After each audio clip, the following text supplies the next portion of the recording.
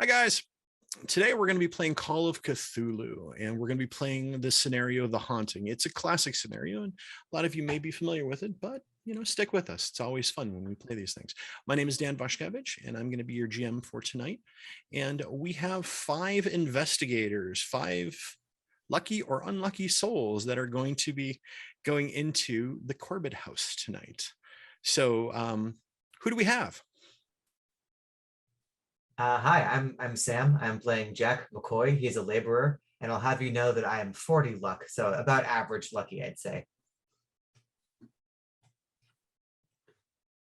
All right. And who else? I'm Nicole. I'm playing as Aurora, the researcher, and I don't have my character sheet up, so I don't know what my luck is.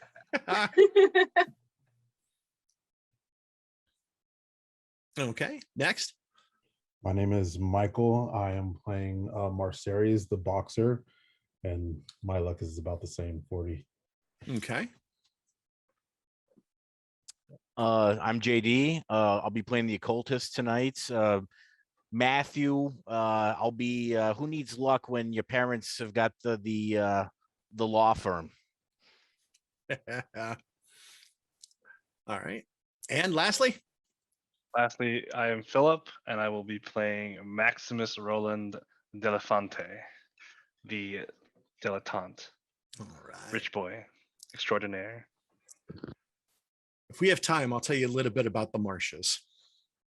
They're an interesting crew, especially the ones that this place is named after. So with that, with everyone here introduced, you have all been tasked by Marsh and Marsh. It is a law firm based out of Boston. They've been asked by a landlord to look into a house because something's going on there. The landlord, his name is Mr. Knott. He has asked for you to go in to examine this old house in central Boston known as the Corbett House. The former tenants, the Marcario family, were involved in a tragedy, and the owner wishes to understand what happened at the house, and they want to make sure that the matters are set straight. Mr. Knott's been unable to rent the house for some time, and he wants you to clear things up and restore its good name. So he's enlisted a local. He's enlisted someone with political pull as the dilettante because their name means something. He's enlisted an occultist because you never know what kind of crazy things happen inside that house. He brought in some muscle just to kind of keep things straight, and the researcher to kind of do some of the dirty work and looking up things and finding some stuff around the house, because you never know what's going to be in the house. Now, with that, he's offering to reimburse everyone for their time and their trouble. He gives you the keys, gives you the address, and provides you each with $25 in advance for pay. Once this is all cleared out, you're going to get an additional $50 plus, once it's rented, 5% of that first year's rent. So that could change some folks' lives, especially with having a passive income coming in. Now, knowing your jobs, you will conduct some research beforehand, before you head to the house. And so we've got options here. We can go to check out the Boston Globe, head to the library, or head to the Hall of Records. Not everyone has to go to the same place. You guys can just go straight to the house if you want, or the neighborhood, if you will. Where would we like to go, and who would like to go where? Yeah, so I got this notion that me and maybe someone else go into the neighborhood and just buy some drinks for some locals and get the scuttlebutt, right? Like someone around this place has got to have some rumors and hearsay. If someone of the more wealthy members of our party wants to come along with me and bankroll this lubrication expedition, let's call it, I'd certainly welcome their company. Jack, that sounds just like something I want to do. I'll come with you. Yeah, all right. Jack and Matt. That's about right. We'll hit the bar. Okay. All right. So you guys are going to check out the neighborhood. What about Aurora and Marcaries and Maximus? I would like to I think, find out more about the house, like if this is like the first time that this has happened. Okay. So I'm thinking maybe going to the Boston Globe and looking at newspaper articles over the past however many years, hundreds, centuries, whatever, since it was Okay. built. Gotcha. All right. Marcarius and Maximus, what about you two? I think I'll join you. I mean, all this research, not really my thing, but I want to see how many fights have been going around this building, see if anyone's been knocking a few heads together. So let's go ahead and do that. Yeah, newspaper could find that out. And our dilettante, where would you like to go? What would you like to do? Well, since he is an amateur at dabbling in the arts and sometimes in the occult, he's gonna go to the library, because he thinks he knows way more than everybody else. Okay. Of course, he's better than everyone else, right? Exactly. All right. All right. So we're going to tackle the Boston Globe first. So the newspaper company, the Boston Globe has been established quite a long time ago, and it does have a very good reputation.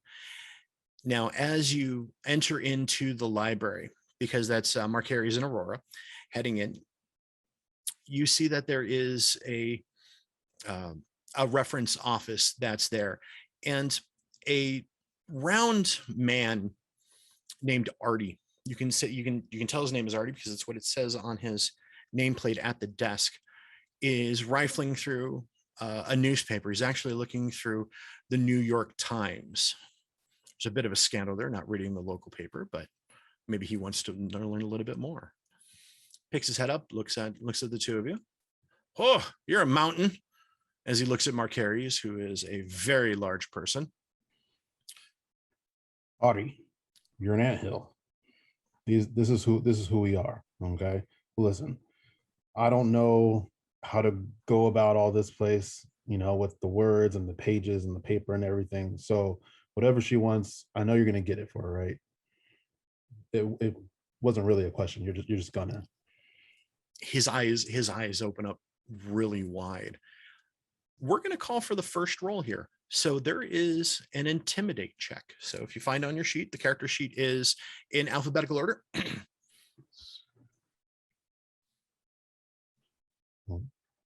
Okay, yes.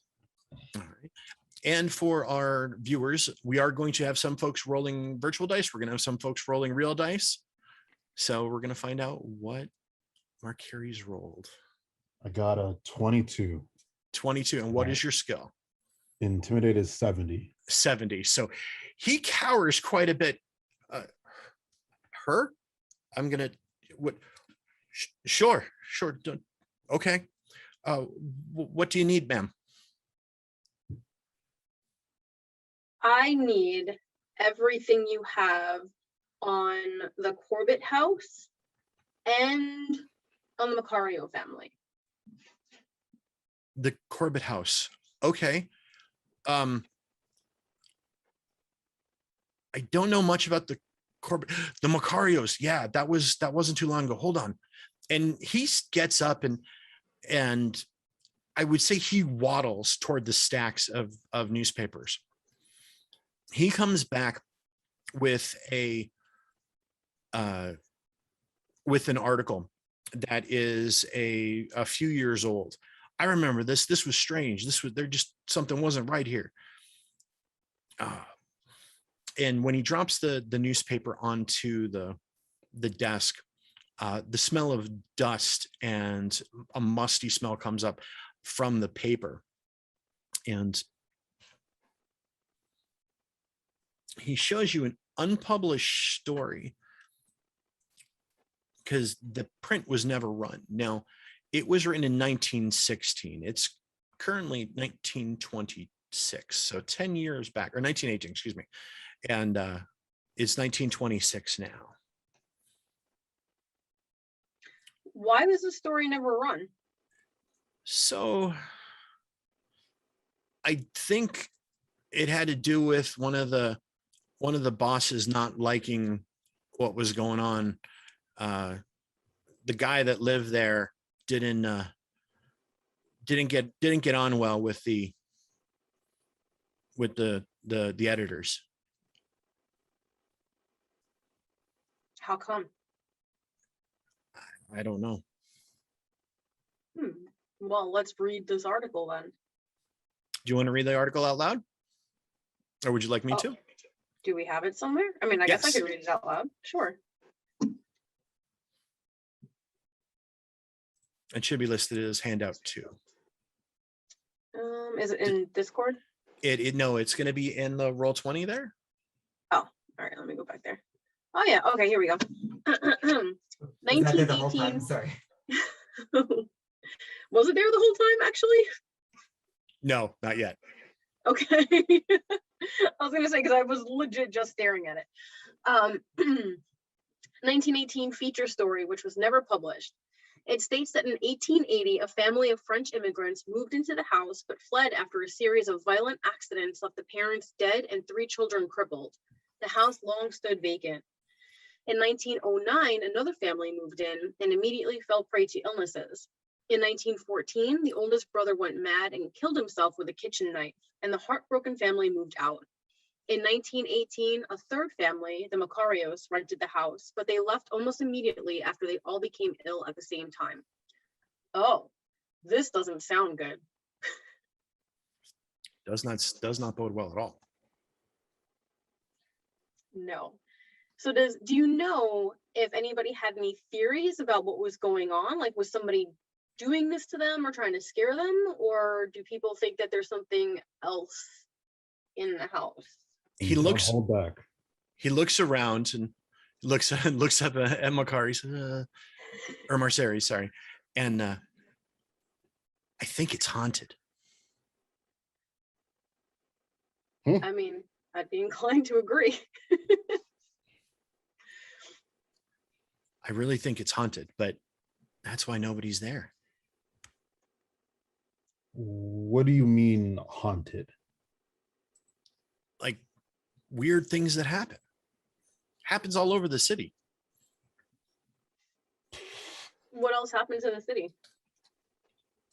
This is Boston. We're one of the oldest cities in the United States. Weird stuff happens all the time in this town. Anything as weird as what happens at this house? Yeah, we could be here for a long time going through those. Very true. Have there been any other houses or any other incidents where like a house like has this kind of history or a building has this kind of history here?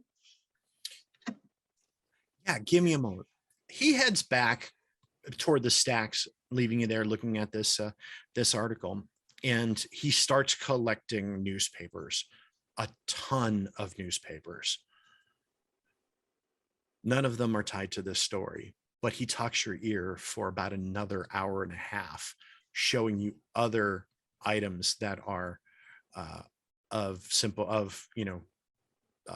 interest that are kind of like this, but nothing strikes identical to here. Don't forget, Boston's not far from Salem, and some of the fallout from Salem went into Boston. Yeah, so we have officially entered Creep Town. Awesome. So we're going to screen wipe over to Maximus. Maximus, you entered into the Central Library in Boston, Massachusetts. It is a beautiful building with pillars and lions out front. There are desks with tiny green lights for studying and stacks upon stacks of material. Usually, it's a good idea to hit up a reference librarian to kind of figure out where you need to go or what you need to find. Maximus is going to waste time thinking he knows all about the Dewey Decimal System, the libraries, and anything, and already knows what he's looking for. So he's going to go try to look for it for himself first. Okay, go ahead and give me a library use roll. All right. There's a library use roll? Yes. Oh my lord. All right.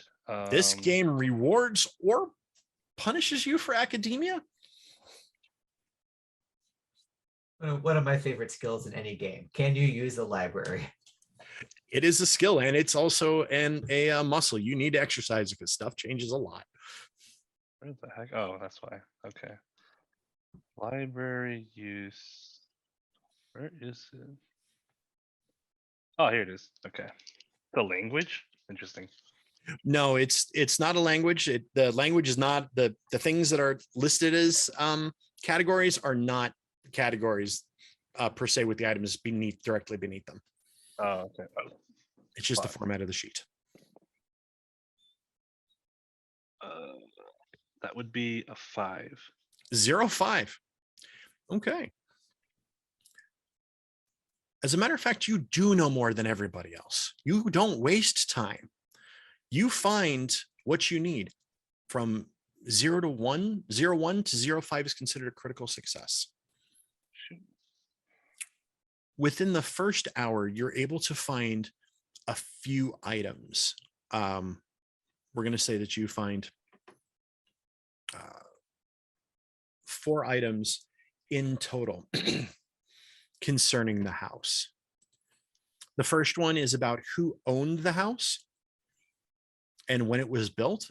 Looks like it was built in 1835. So that just popped up. If you want to go ahead and read that out to folks. Right. In 1835, a prosperous merchant builds the house, but immediately falls ill and sells it to a Mr. Walter Corbett, Esquire. That leads you to research Walter Corbett, Esquire. And you find this as an article. In 1852, Walter Corbett is sued by neighbors who petitioned to force him to leave the area in consequence of his serious habits and unauspicious demeanor. Auspicious. Okay. So there was a lawsuit. And so you're able to find out information concerning that lawsuit. Is it public records? Within public records. Sweet. All right. Evidently, Corbett wins the lawsuit. His obituary in 1866 states that he still lived in the same place. It also states that a second lawsuit was being waged to prevent Corbett from being buried in his basement as provided by his will. A bit strange. And that second lawsuit, you're not able to find anything. There is no judgment has been recorded for that. It just remains open. Is there a way to find his will? Or is that something I wouldn't be able to find? You might be able to go to say the courts and see if you could locate that. That is a possibility. Okay. I'm gonna do that and also look out for a real estate firm. Try and see Okay. if I can take this property for myself. So as you're heading out of the hall or heading out of the library, you see Aurora and Marceries kind of walking back as they spent the day. It looks like they might have a copy of a newspaper there in hand, and you've got some information. So the three of you meet up serendipitously, or as a GM calls it, railroading, but we're not going to call it railroading, but it puts the three of you together. We're going to screen wipe to the other two that are going to be going to the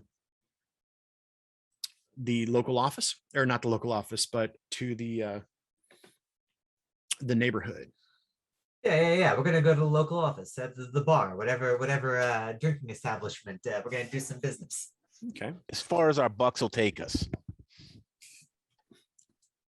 So you find they're not too far from where the house is at. There is a small pub called O'Connor's Pub.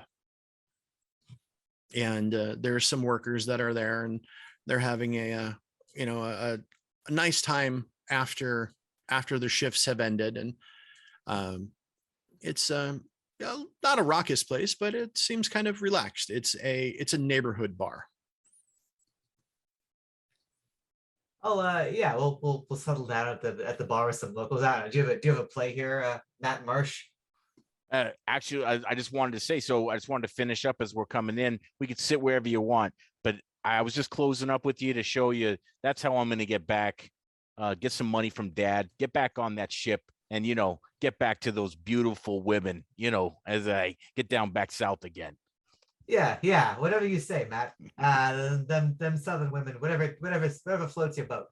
That's right. That's right. As they say. Hey everyone, I want you to meet my bud Matt Marsh. He's gonna be a rich man one day. Hey, everybody knows me around here. Obviously, say it louder. Say it louder. Everybody didn't even turn around. So Matt, go ahead and give me a credit rating roll. My other favorite skill that exists. Credit rating is how well you are regarded socially. It plays differently. What is your skill level first off? Let me pull that up.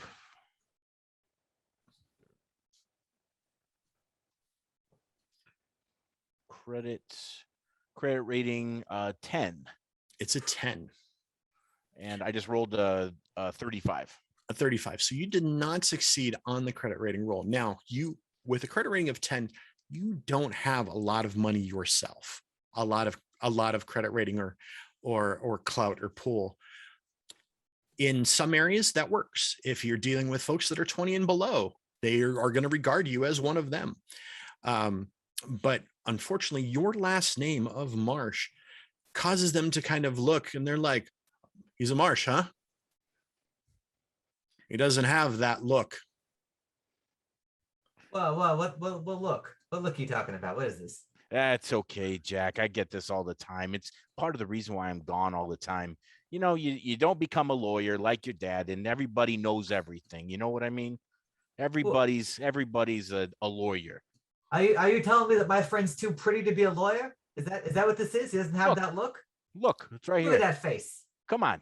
Look at that mug. Look.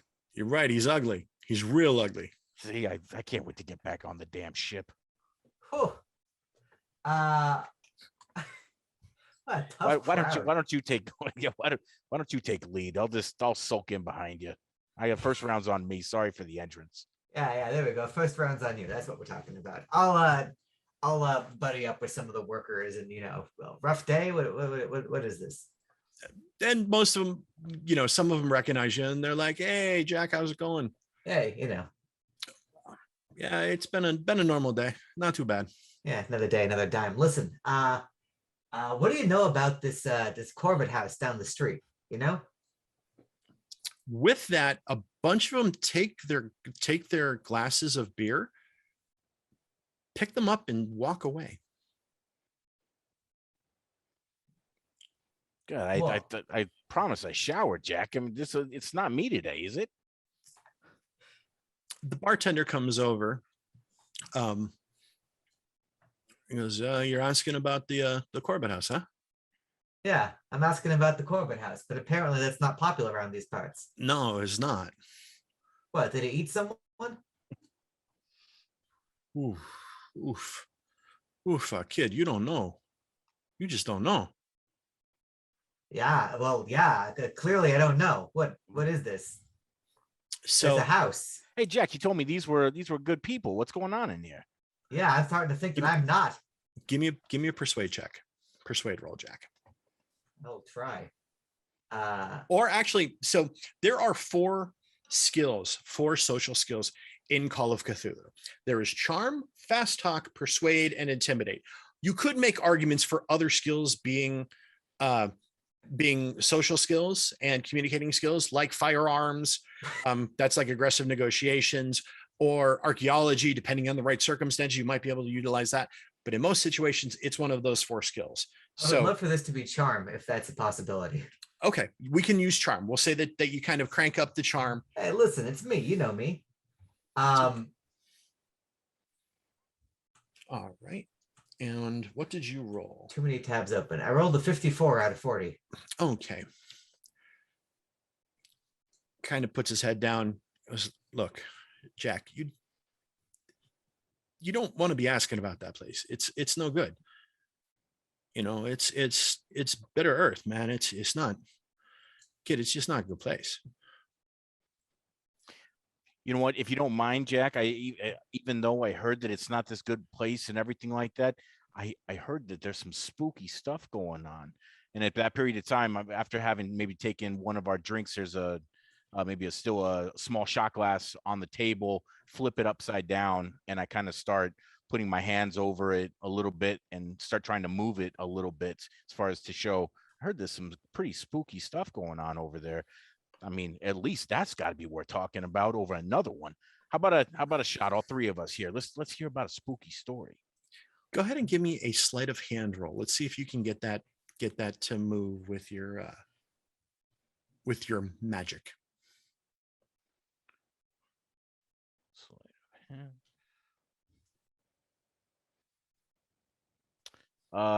Rolled a 45 and I'm a 61 on my character sheet. Okay. Dooley, the bartender, does the sign of the cross on himself, and yeah, that's some spooky shit right there. Yeah. Yeah. Don't do that again. I'll get you a drink. Okay. Yeah. Yeah, exactly. We'll come back and we'll talk a little bit more. So why are you going to that? Jack, don't do that. I mean, you got the other jobs, right? Yeah, this is a big payout. What's a house gonna do to me? Good point. Well, what's it gonna do? Fall on me? So This one. I don't think so, but you really want to know what's going on there? Yeah. You got some scuttlebutt. I mean, Yeah. we got to hear it, right? Yeah. It's safe with us. You know us. He kind of looks at you kind of cross, gives you a bit of a side glance. He doesn't really trust you at all. He's a little scared of you. So the Macarios come in here, good family. They bought the house they moved into the house a few years back, and all of a sudden, Mr. Macario, he's got an accident and something goes not so right, upstairs, and he's out in Roxbury now, out in the sanitarium. He was talking about something with burning eyes, eyes on fire. He came in here one day talking about eyes on fire. I told him, get the hell out, take your shine box and go post up, go elsewhere, but not so much.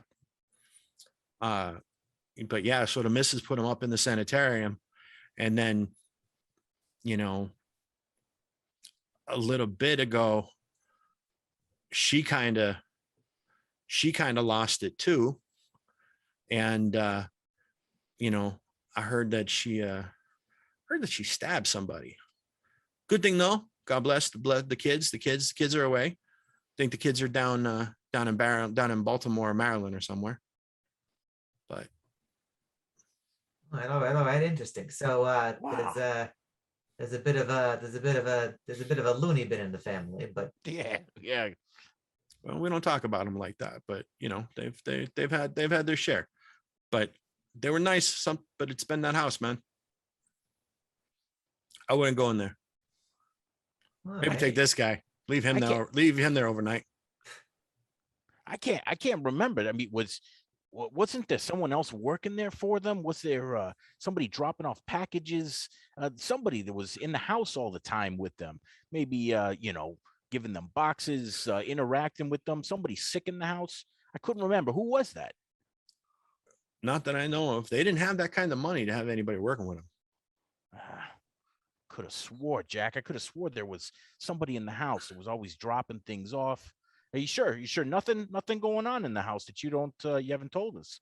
No. Oh, that's it. And he pours your shots, and he heads off to I got to take care of these for the regulars, but yeah. Hey, thanks for filling us in. Yeah. You're a good guy, Yeah. I don't care what anyone says in this place. You're the best bartender they got. I'm the only bartender. Yeah, exactly. We'll catch you later. Yeah.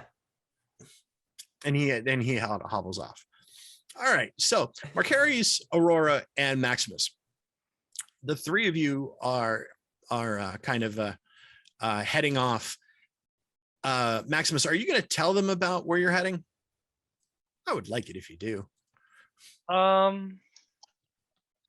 Yeah, of course I tell them. I'll leave out the part about the real estate agent. Okay.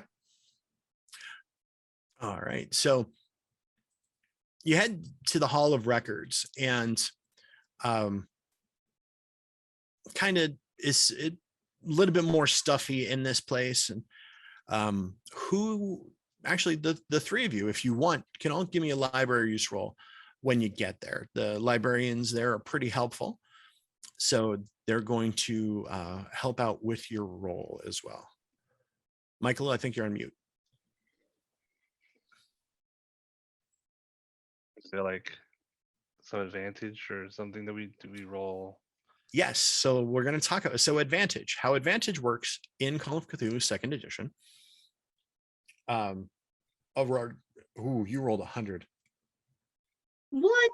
Ooh. My library use is a 75, but if we have like advantage or whatever, then I didn't roll with advantage. That's okay. No, that's all right. What I'd like you to do on the left-hand side, there is the dice function, like the little white bar. I'd like for you to roll a 1d10. And this is going to take the place of your tens number. So what you do is you would roll 3 dice here, 2 for your tens and 1s for your 1s. And with advantage, you'll take the lowest dice.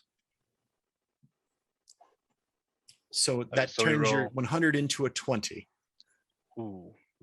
Okay, Okay, so we that's roll. good though, right? So That's very good. Yes. Okay. So we roll 2 tens dice. Yes, 2 tens dice. Okay, got it. Okay. I have a 50 and a 40, then a 7. Okay, so 57 or 47? 47, which is higher than my library use of 45. Okay. My lowest was 29 and my library skill is 20. Okay. So the two of you got awfully close, but Aurora was the one to find the information about the will. The last will and testament seems to be pretty weird in general.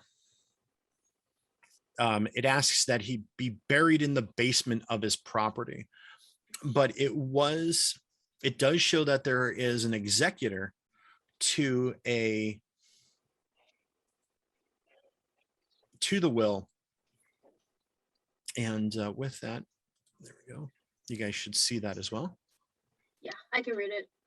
Civil court records show that the executor of Walter Corbett's will was Reverend Michael Thomas, pastor of the Chapel of Contemplation and Church of Our Lord, Granter of Secrets. The Register of Churches, also available in the Hall of Records, notes the closure of the Chapel of Contemplation in 1912. What else happened in 1912? Lots of fun stuff, but now we've got a thread of the Church of Contemplation, or the Chapel of Contemplation. We should probably look that up too. Is Reverend Michael Thomas still alive? About to ask the same question. Where's this Reverend? I like the way you think, Boxer.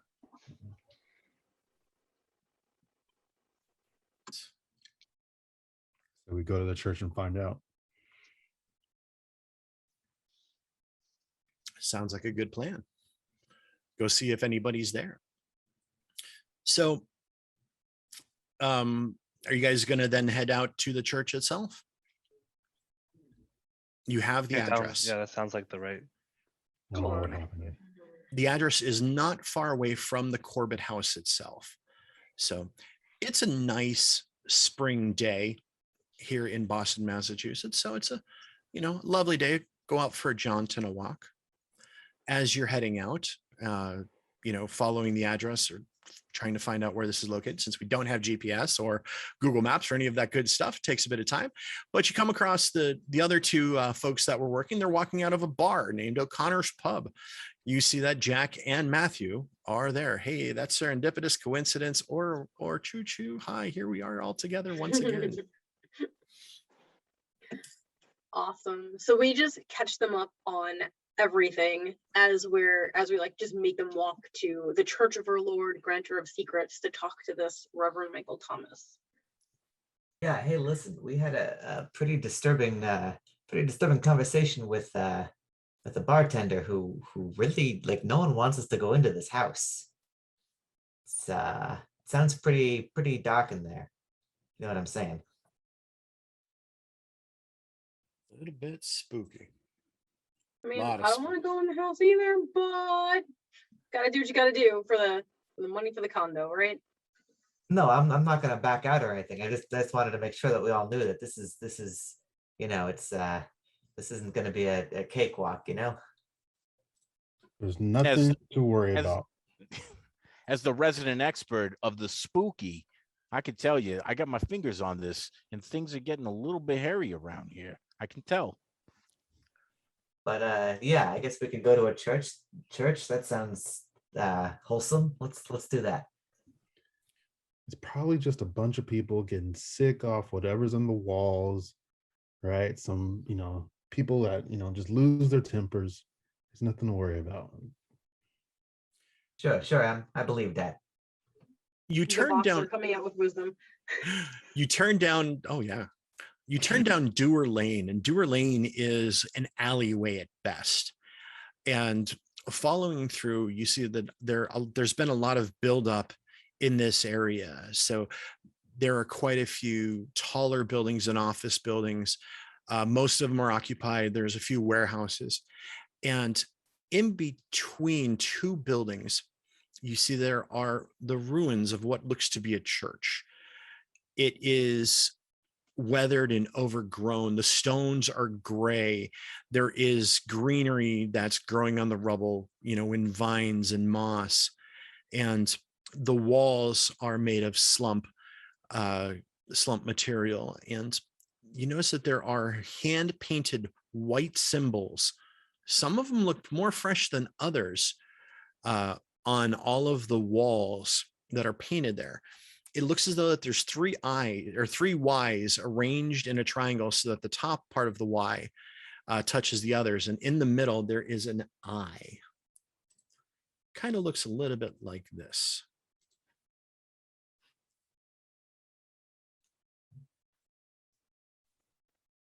Okay, occult specialist. What is this? Because I haven't seen this in any books or anything so far.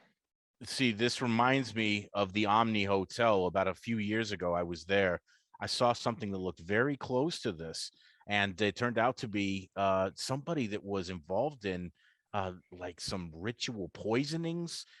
They really enjoyed watching it from afar and watching people get sick. It was really weird.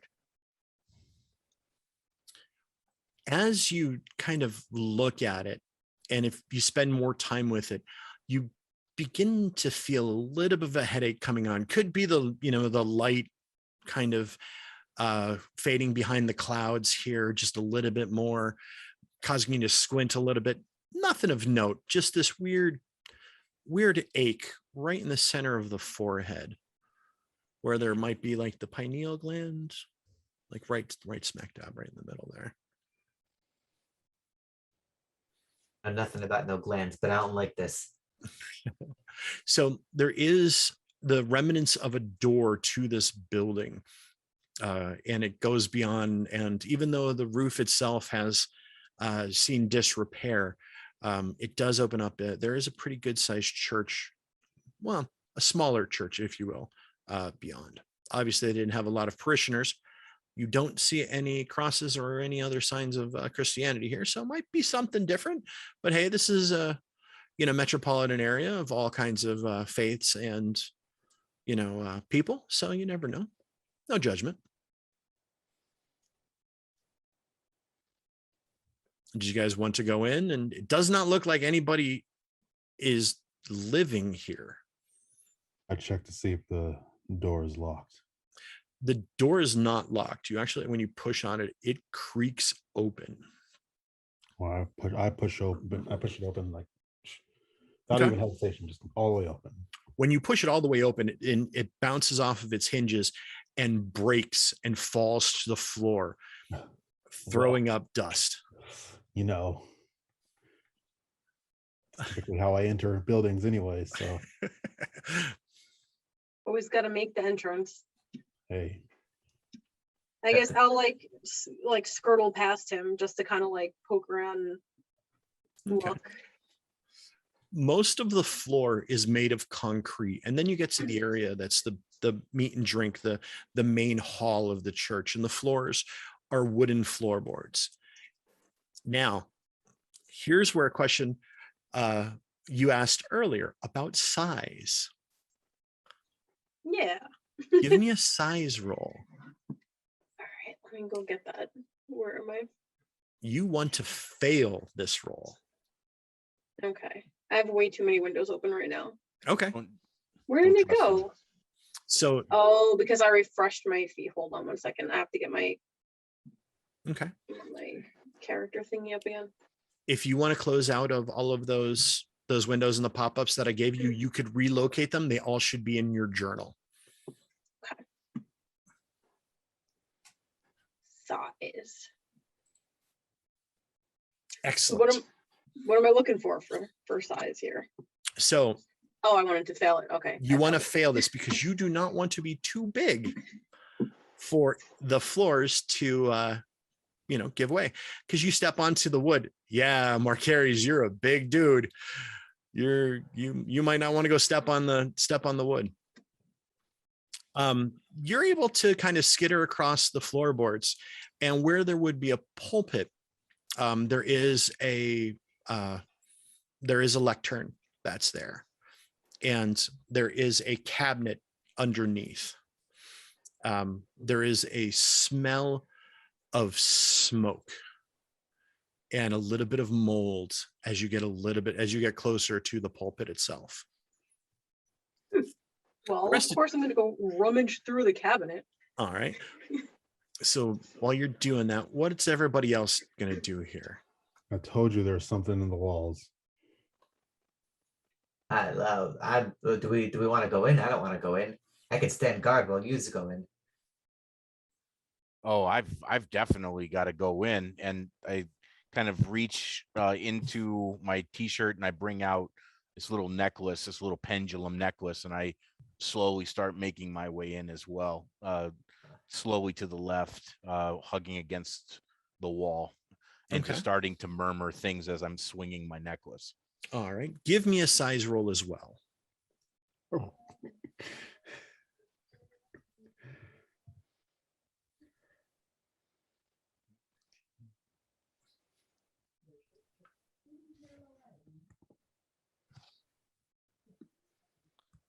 And that would be a 49. And what is your size? And size.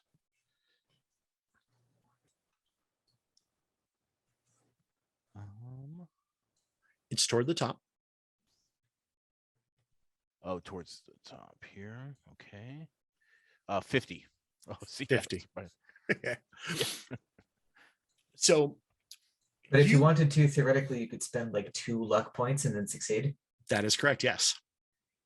So or I guess 1 luck point. I'm going to tell you what happens, and then you can tell me if you want to. As you're making your way, you get about halfway around the outside as you're heading toward the front of the church, or toward the head of the church, and you feel the wood beneath your. The Elota's man just drove by and squeaked the horn and ruined my atmosphere. Sorry. Oh, I'm in Phoenix, Arizona, so that's why we have Elota's. There's a creak underneath your feet, and then a snap as you feel your left foot go through the wood. Your right foot is about to do the same. You might fall. Did you want to spend the luck to get out of there, or did you want to try to maybe make a jump for it?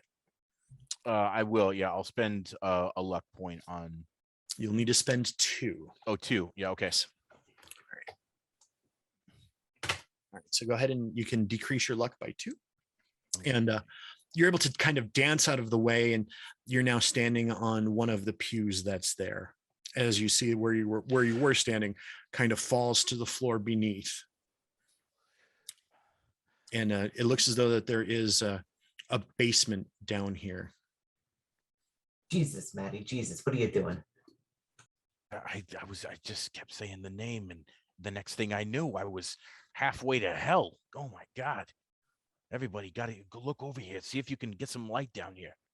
Halfway to hell. Hell, I didn't know that hell was 10 feet underground, Boston. Wait till you get in here and you smell what I'm smelling.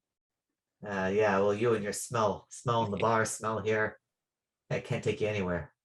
I'll come in and see if there's a safe way down to the basement other than plummeting through the floor.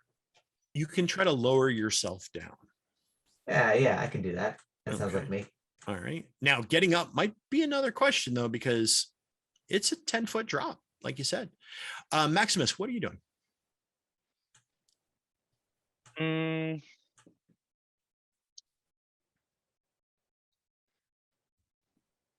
Nothing really. He's just looking around. Okay. He saw his buddy over there almost fall down. He's gonna also come over and just take a gander as well. Okay. What's going on over here? And Marcerius is staying on the stone to make sure that he doesn't step foot onto the wood. Well, I wanted to see if there is a careful way to just move at all through here. Is there an easier path? To get to where Aurora is at, no. Oh boy. So then I just yell to her, "Don't go where we can't see you." Aurora, go ahead and give me a spot hidden roll, please. Ooh, let's see where that is. I think you're actually pretty skilled on that. Spot hidden. It's a 40. Oh, come on. You rolled a 97. All right. Yeah. Ugh. You're not able to find anything really of significant note here, but you do see give me just a quick moment.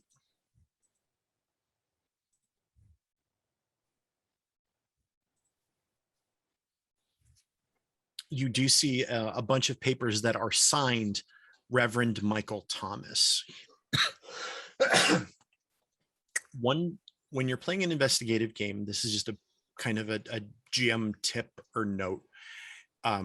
If there is a clue, let the players find the clue. Any rolls that you have tells you more about the clue. Because if something is important, if they fail the roll, you're stuck, right? So you're just spinning your wheels. So let them find the clue. That's okay. But they want to know more about it. If they didn't roll well enough, they may not have it. But it's still, you're still going to find kind of what you need. So his name does appear on a bunch of the papers that are in this cabinet. All right, Jack, go ahead and give me a climb roll as you go to climb down. We'll certainly try. I am decent at climbing. And I am decent at rolling. Excellent. 18 out of 40. Excellent. So you're able to climb on down. When you land at the bottom, what you thought was a rolled up carpet kind of crunches underneath you, and you see a humerus bone or a long bone kind of roll out from underneath what appears to have been a cloak or a robe. You've jumped on top of a skeleton or a body. I would like for you to make a sanity roll. Oh, here. geez. Let's see how well you hold on to things. Sanity. I see sanity points. Do I click that and that gives me a sanity roll? Okay. That's great. Nope. All right. Now, this is a two-step authentication.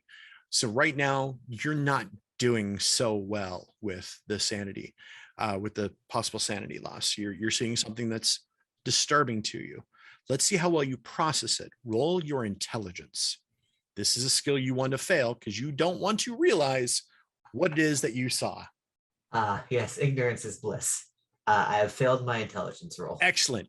you kind of play it off as not being something super, super scary and kind of push it away to dark spots of your mind, meaning that I may never come back and bite you with this. If this is a long-term game, your character might have nightmares later on to reflect this succeeded sanity check. So you did not lose any sanity in this instance.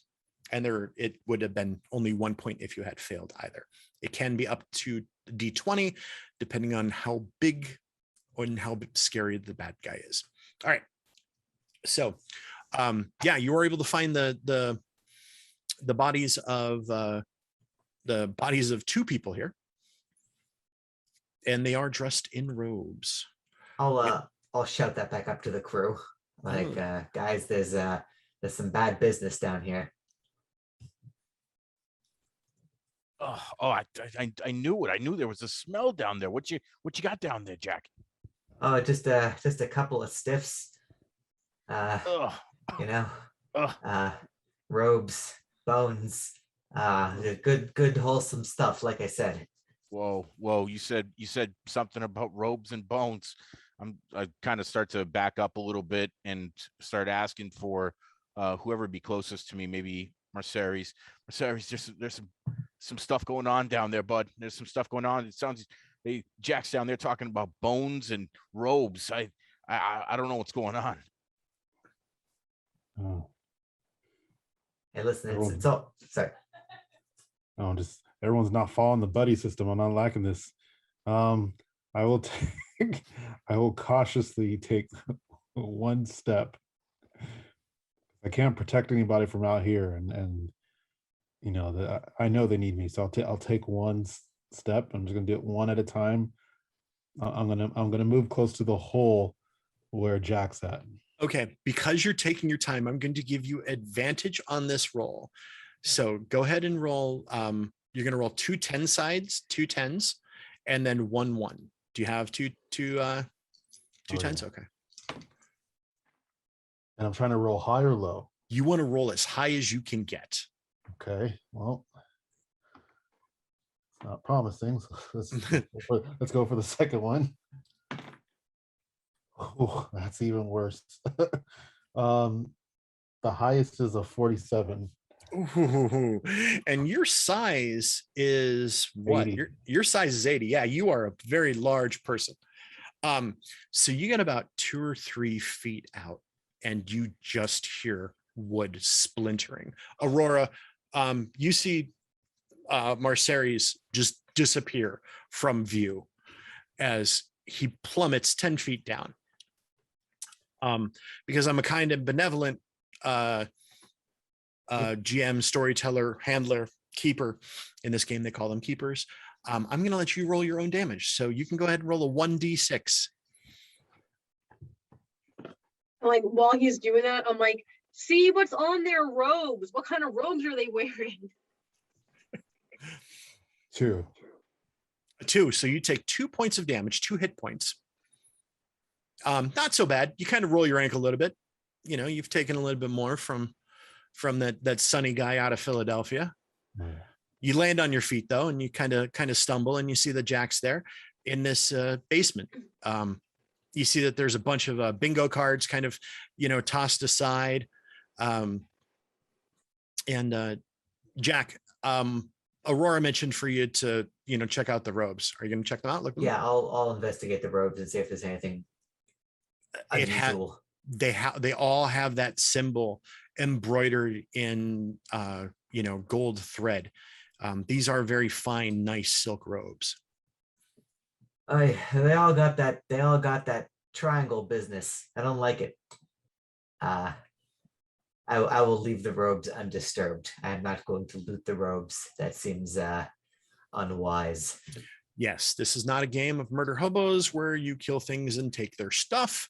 Usually bad things happen when that occurs, but it's not always a bad thing to take some stuff that you find. These things came to us dead, but I'm still not taking it. So I'd like for you both to go ahead and give me a spot hidden roll.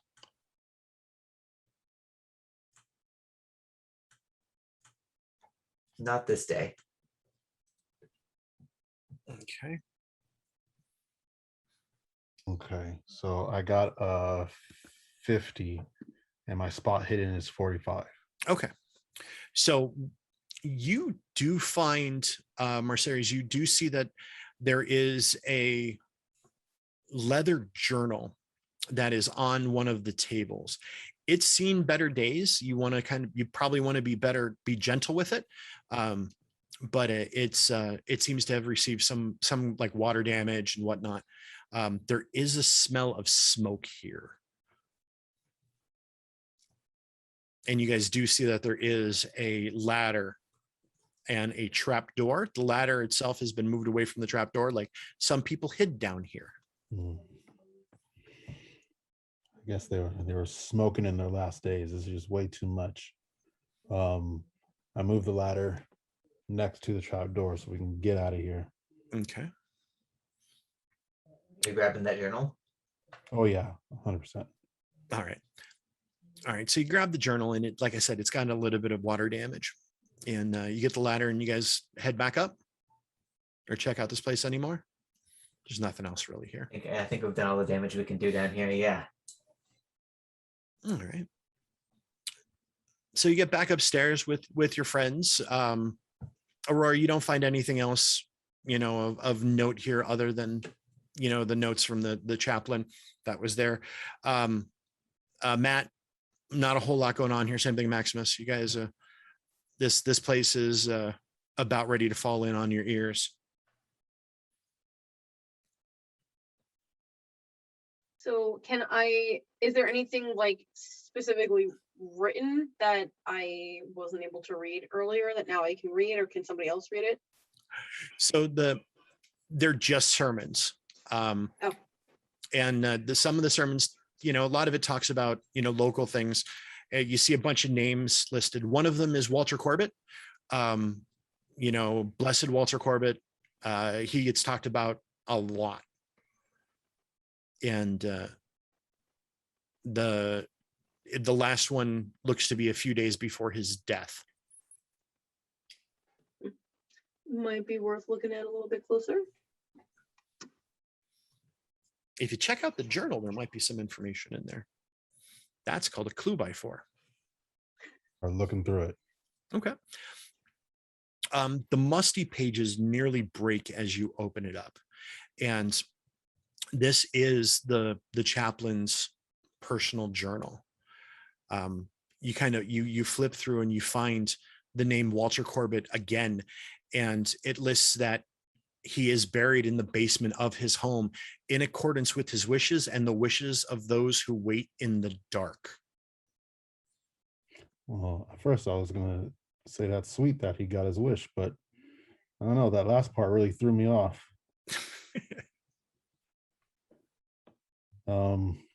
I definitely share that with everybody. And I mean, look, everyone's talking about all this weird stuff, but the guy got what he wanted. I don't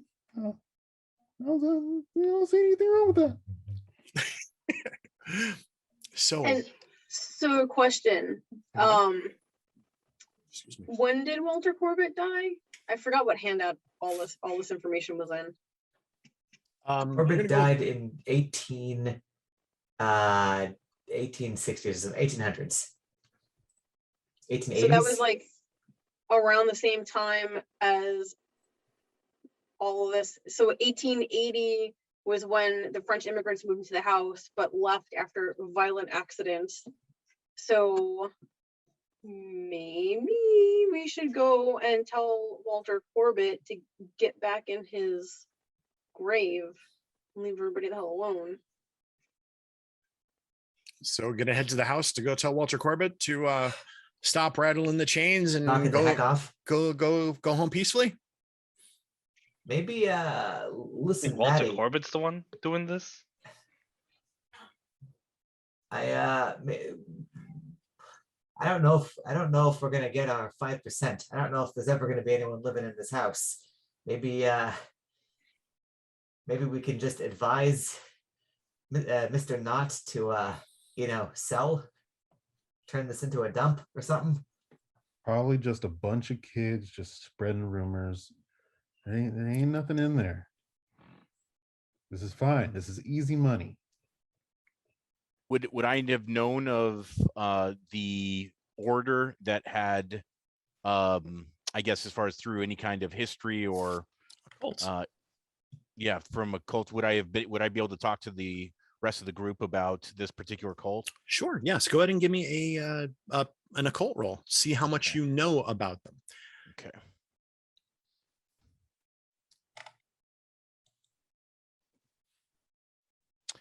79. Not very good. And what's your skill? 45. Okay. You know a lot about occult. You don't know enough about it. So what you know about this church or cult, if you will, they did worship the silence and the shadows. They were or are very small, harmless, obviously harmless, no problem. One of their things was meditation in the dark and trying to commune with their creator or with the creator. You do not believe this is a Judeo-Christian or Abrahamic faith. It seems to be, pagan or older than that in origin. Other than that, you don't know a whole lot more, but that is quite still a bit. Obviously, yeah, I would definitely convey that to everyone as well. Okay. So what's left? I think we gotta go to the house. I think that's the next play here. Is there any way we can learn more about this church, or is this place the only place we're gonna find any information about them? Well, obviously this building's in disrepair. Maybe finding out why or what happened here. You didn't see any other notes on the church. You might want to maybe check the police station, possibly. That's a possibility, because they keep records of things. Obviously, there was a fire here at one point. So maybe they kept records. Police station's not that far away. We could definitely head over there. I know some people within the, police. I've been to their fundraisers before. All right. So you're going to hit up the police station before you guys head to the And, house? grease the wheels a little bit. Yeah, we can take a quick detour on the way out. All right. So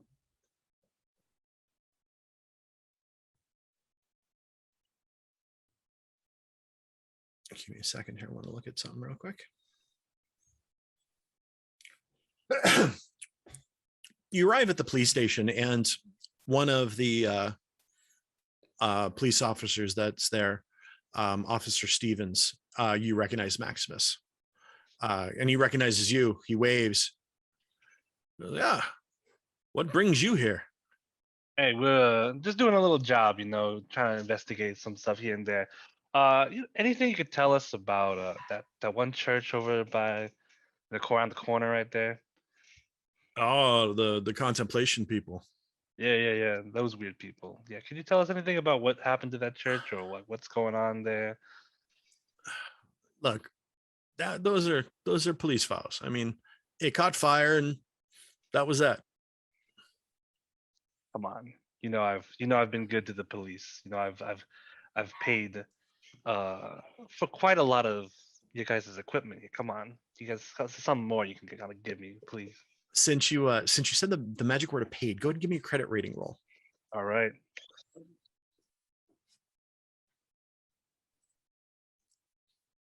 Hell yeah. 33. And what is your Our credit rating rating score? is 75. All right. All right, but this doesn't go anywhere. It stays here. I'll be right back. And he heads off. Max, this could cost me my job, but don't be spreading this around that I've done this. Of course. It goes for the rest of you. Lips shut. My lips are sealed. And if anything, I'll pay them not to tell. Can't argue with that. So we provide you with a file on the church itself. And it's kind of recent. Only about 9 years ago, 1917. If you want to go ahead and read what the file is for me. All right. So the file concerns a secret raid on the Chapel of Contemplation. The police raid was occasioned by affidavits swearing that members of the church were responsible for the disappearances of neighborhood children. During the raid, 3 policemen and 17 cult members were killed by gunplay or fire. Autopsy reports are singularly lacking detail and uninformative, as though the coroner had not actually performed examinations. Though 54 members of the church were arrested, all but 8 were released. The records hint of illegal intervention in the proceedings by an important local official, offering stories of the battle, the biggest criminal action in the city's history, that never appeared in print. Pastor Michael Thomas was arrested and sentenced to 40 years in prison on 5 counts of second-degree murder. He escaped from prison in 1917 and fled the state. So, Aurora, you wanted to know why that article was never published? I think I got my answer.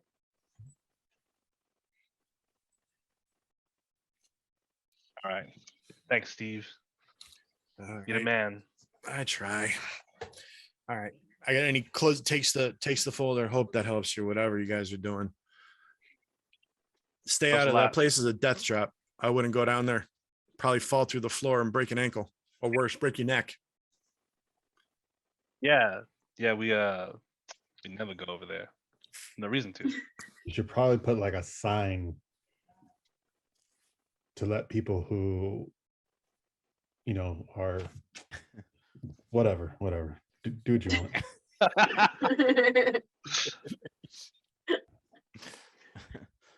So with all of this information gained, do you all feel like you are well equipped to head to the house? Did you have any other questions? Well equipped, no, but let's do it.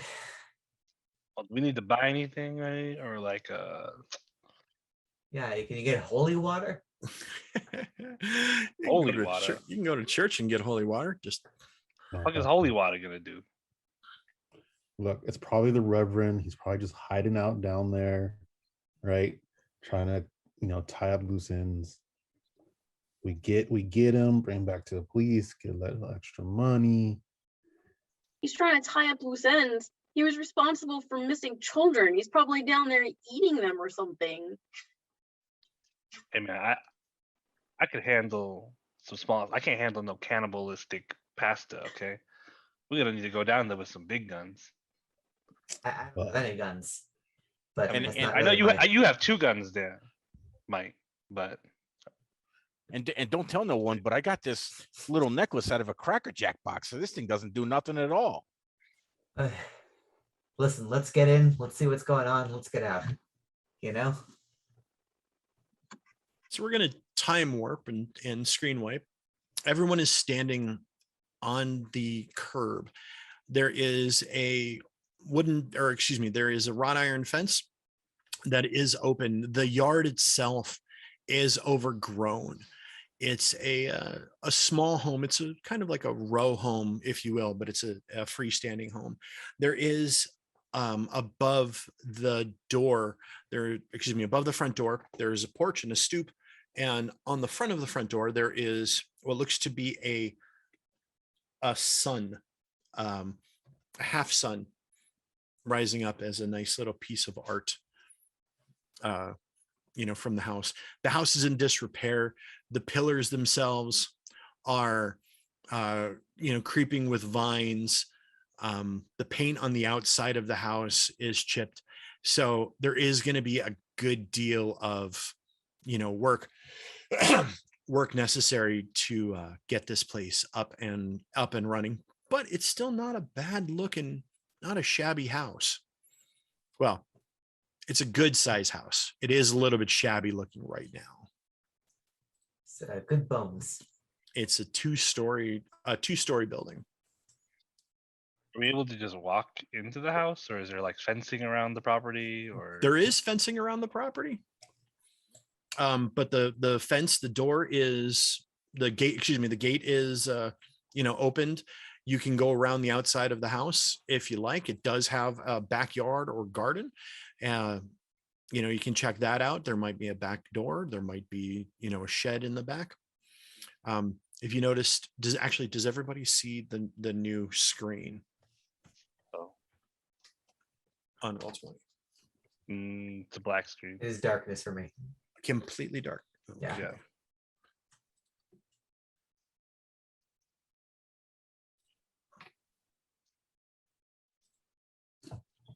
Can we just hand wave and say we purchased some supplies randomly? Sure. Out there. You guys do have, a couple torches, which are flashlights at this time. They're the big cell flashlights. They're kind of heavy. They're not bad for home defense and personal defense as well. The laborer does have a shovel that you brought with them. What other type of tools do you think? Also, maybe like a hammer, maybe like a scraper or something, measuring tape, a crowbar, pry bar. Crowbar, yeah. Maybe if we're gonna be falling through floors again, maybe some rope. Okay, Charlie Brownson, get your rope. That was in Boston too. All right. Anybody else want anything else? Some Boondock Saints there. That was good. Yep. Yeah. All muscle. That's all we need. Can we get the box of some brass knuckles? Well, what do you think he's gonna be punching in there? Who knows, man? If there's a pastor, we gotta knock him out. Cannibalistic pastor. I ain't gonna get eaten. I'm hanging behind this guy. So if you use brass knuckles, there's a good chance you're going to break your hand. Just the way that they're set up. They'll mess somebody up, but they'll do your own damage. If you're used to fighting, then your knuckles will do a pretty good job on their own. We're good. Okay. Yeah, I think we're good. All right. When you step onto the property, the shadows of the buildings alongside of it kind of encroach on the building itself. It gets a little bit darker. The sun disappears behind a cloud. It's about dusk. You spent most of the day here, researching the house, and you found it. And the trees and the overgrowth. Occasionally, you hear something skitter and run off into the underbrush as you move a little bit closer to the house. It's a little bit colder here. It definitely feels weirder here.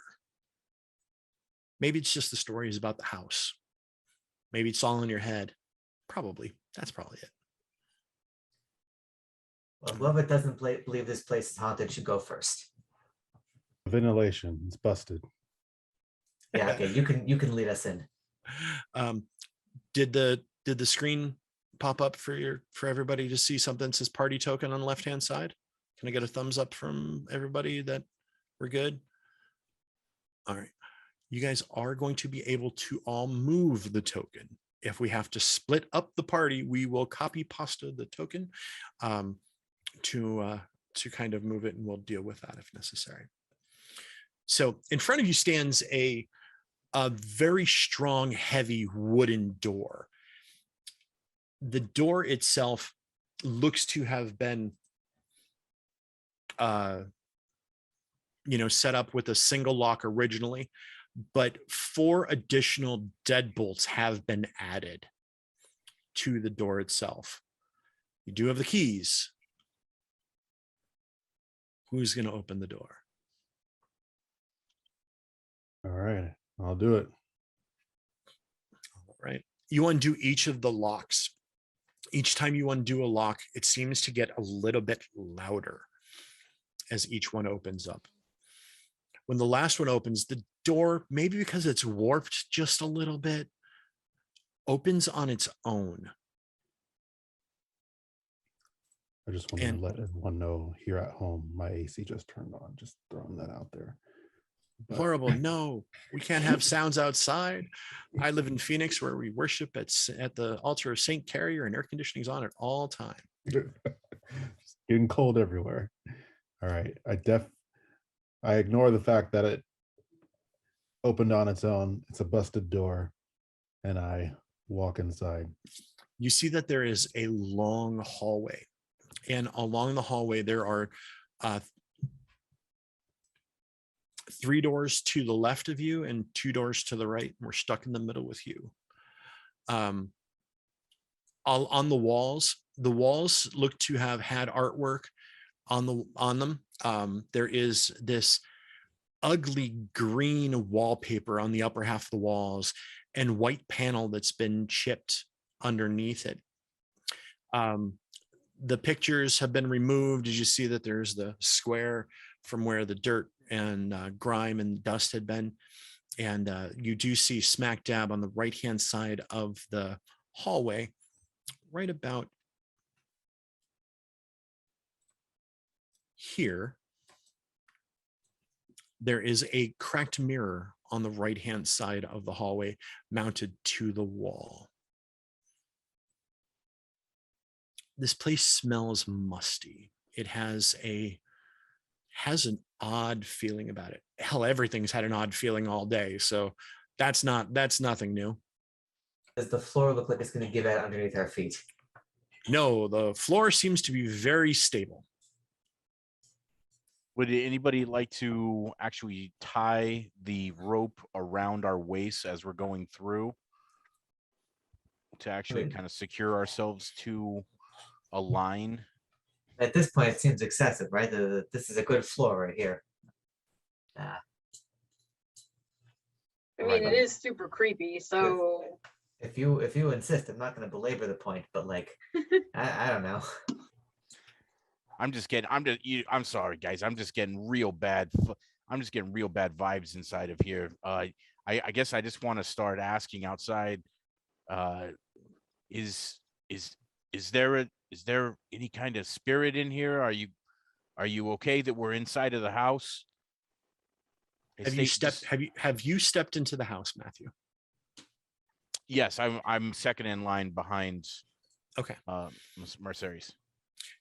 Give me a POW roll.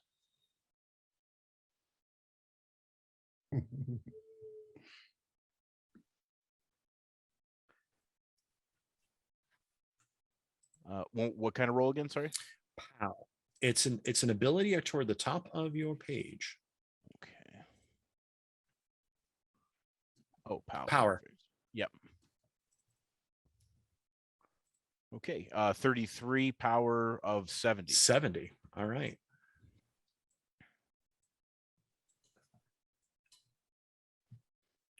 When you ask if there's a spirit here, the mirror shakes a little bit on the wall, only perceivable to you. Oh my God. Did anyone else see that? Tell me everyone else saw that. I'm telling you right now, the mirror just moved when I asked if anything was here. Did anyone else see that? Matthew, I'm right next to you. Nothing happened. No, I didn't see nothing. I like put a hand on Matthew's shoulder and we're like, hey, listen, Matty, I know that you do this, like you do this little thing, right? Where you like shell game people do the but this isn't the time for it. You can't just like be saying stuff like this. No, I know. Here. I know, Jack. I told you. I know that we had a couple drinks. I told you this was all a ruse. I swear this time it's legit, guys. I just asked the question and it happened. And I go up and I will actually go this mirror right here, and I go up and I actually put my hand on the mirror. Is there anything? And as I do that, I ask the question again. Is there anything here inside of the house? You're trying to give me a sign. What are you trying to communicate to me? You hear a thump upstairs, like something lifted up and dropped onto the floor. Do we all hear it or just him? Everyone hears it. Oh I'm my gonna God. like make sure that like I'm like between two larger people and just Okay. like hold on to somebody's jacket or something. Probably just animals, right? Right? I mean, watch. There's Buildings nothing. Look, falling he apart. gonna walk up to the mirror. Watch this. Mirror, mirror on the wall. Who's the fairest of them all? See? Nothing. Nothing. I bust the mirror. Just Ken, you shatter the mirror with your hand. The pieces of the mirror fall to the floor. Holy shit! there. Nothing to worry about. We're good. And I This easy, is easy. not a good idea. no, and I'm on the ground on all fours, apologizing to broken shards of glass. How's your hand? I'm good. Hey, someone already broke this before me. It's their 7 years. I'm good. As these hijinks ensue, I think Jack was kind of like peek into one of the rooms to see what's going on. Okay. So do you want to peek into the single door to the left or the double doors to the right? Let's say double doors to the right. That seems Okay. convenient.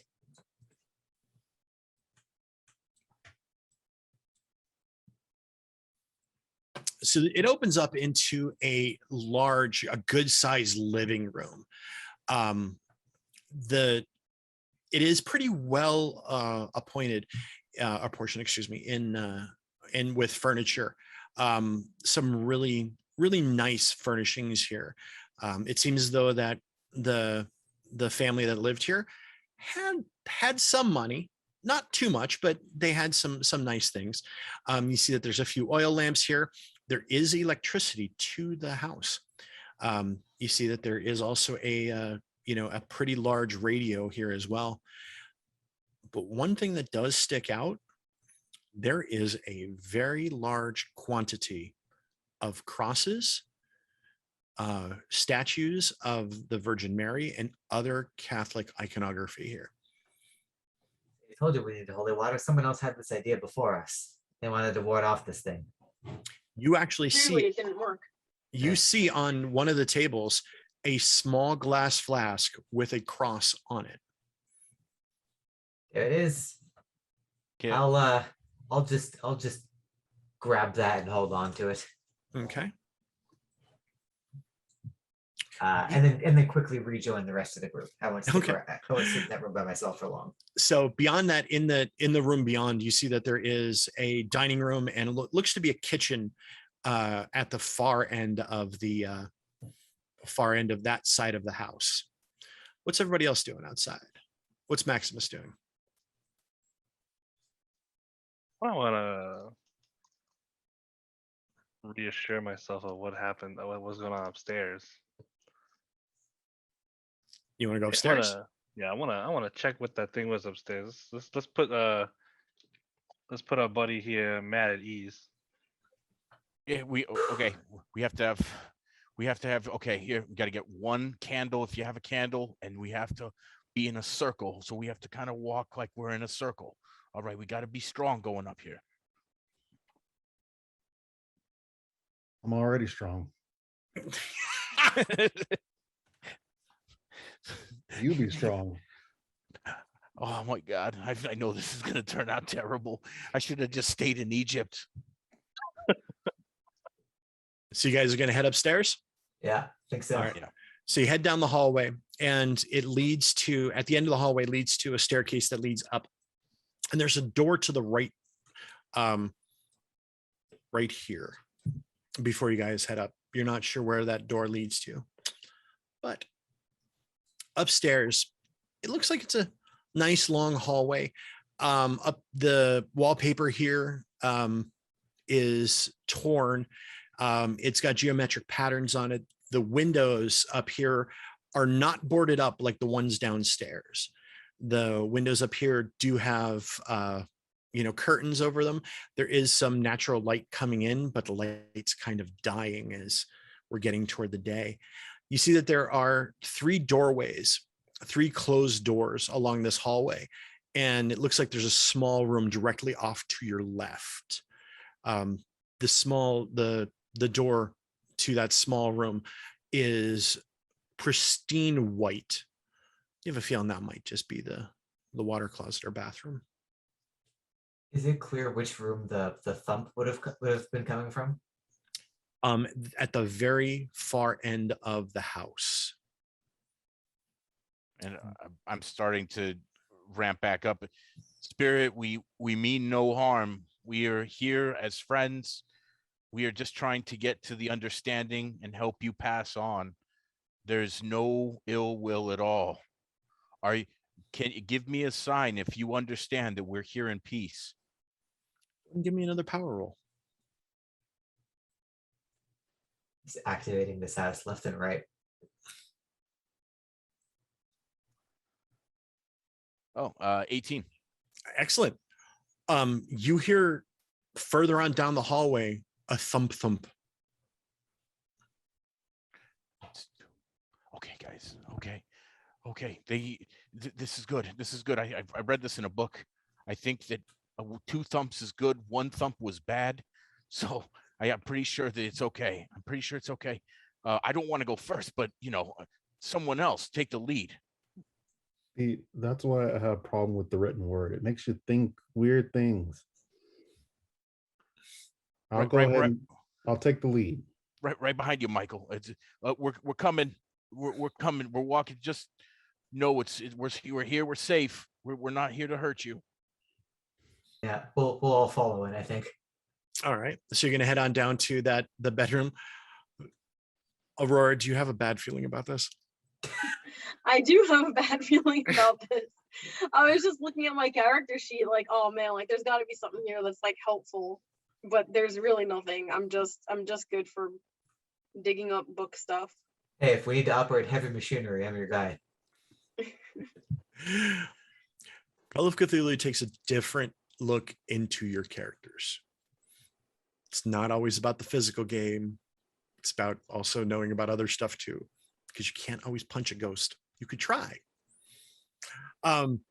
So in this room, it looks like it's an ordinary bedroom. It's a little bit larger than other rooms. This is the master bedroom. There is a large double bed with a mattress and a duvet on it. There are crucifixes and crosses here. There are a ton of novena candles around, as well as a rosary and a breviary sitting on the table alongside the bed. Is it clear what's like fallen over or made the thumping sounds? No. Does the room have any other entrances, exits, windows? There is there are 2 windows. There's one window facing the street that's currently pulled shut with shutters, and then there's one facing the side here. There's window here and window here. It's not on the map, but it is there. The one facing the side gives a wonderful view of the building next door, of a brick wall.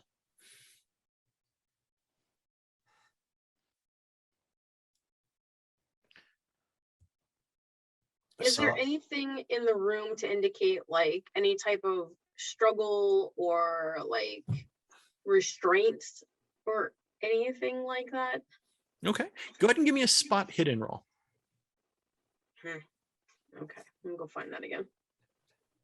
Real quick, I'm sorry. We're upstairs? You're upstairs, yes. So we're not downstairs in the basement. Yeah. All right. Aurora, you do see that there are restraints on the bed. If this were modern times, you might think that they might be considered marital aids. But given the context of everything else in the room, I'm going to assume that it was probably an attempted exorcism. And from like all my book reading and library use, of course. Mm-hmm. They said the mister went bad before the missus, so maybe this was an attempt to do some home rehabilitation of some kind. Maybe. I don't know. I'll kind of like poke around under the bed trying to find anything that could have made a thumping noise. So you lift the duvet, and underneath the bed, you see burned into the hardwood floor a circle with a bunch of sigils inside. Oh no.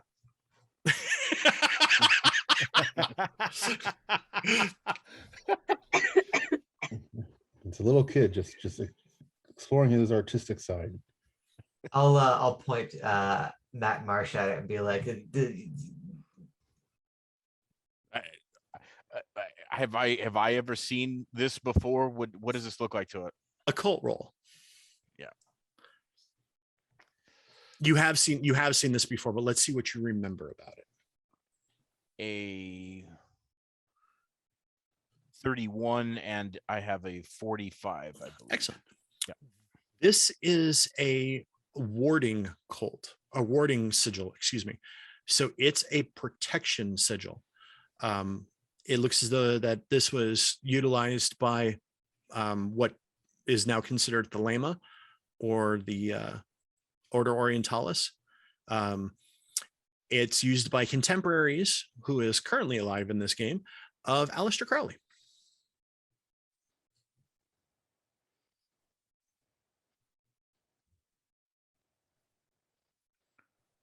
Sorry.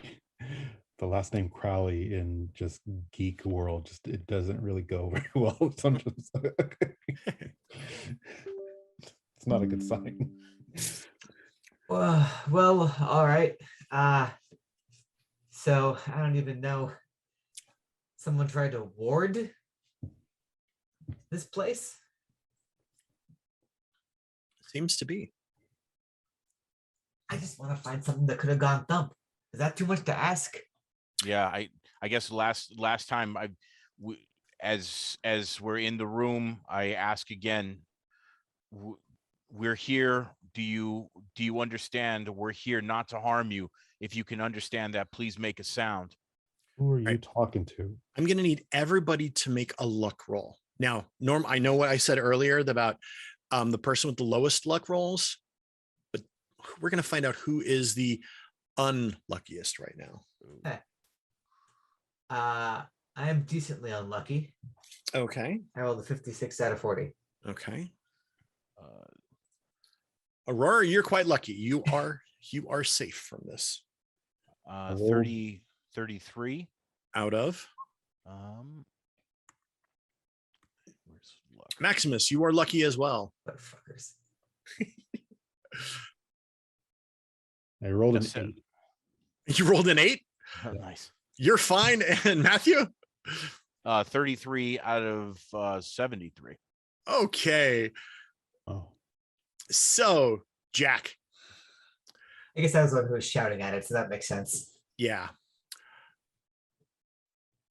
You're on your hands and knees, and you're starting to get up.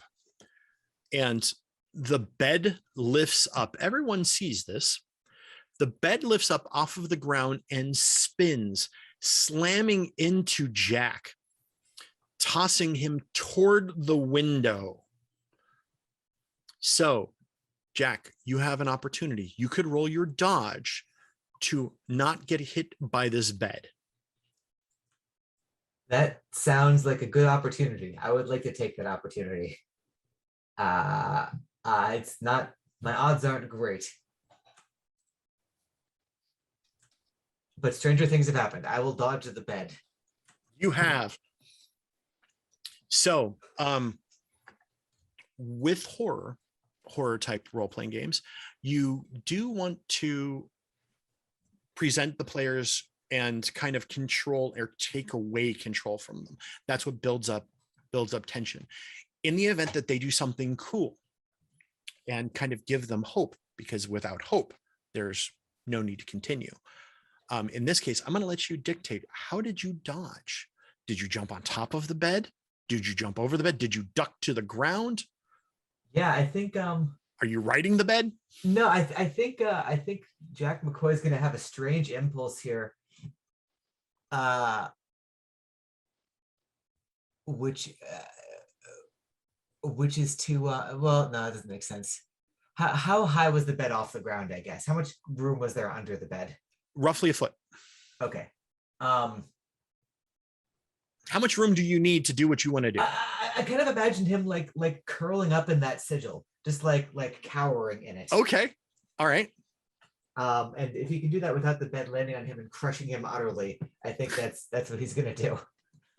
All right.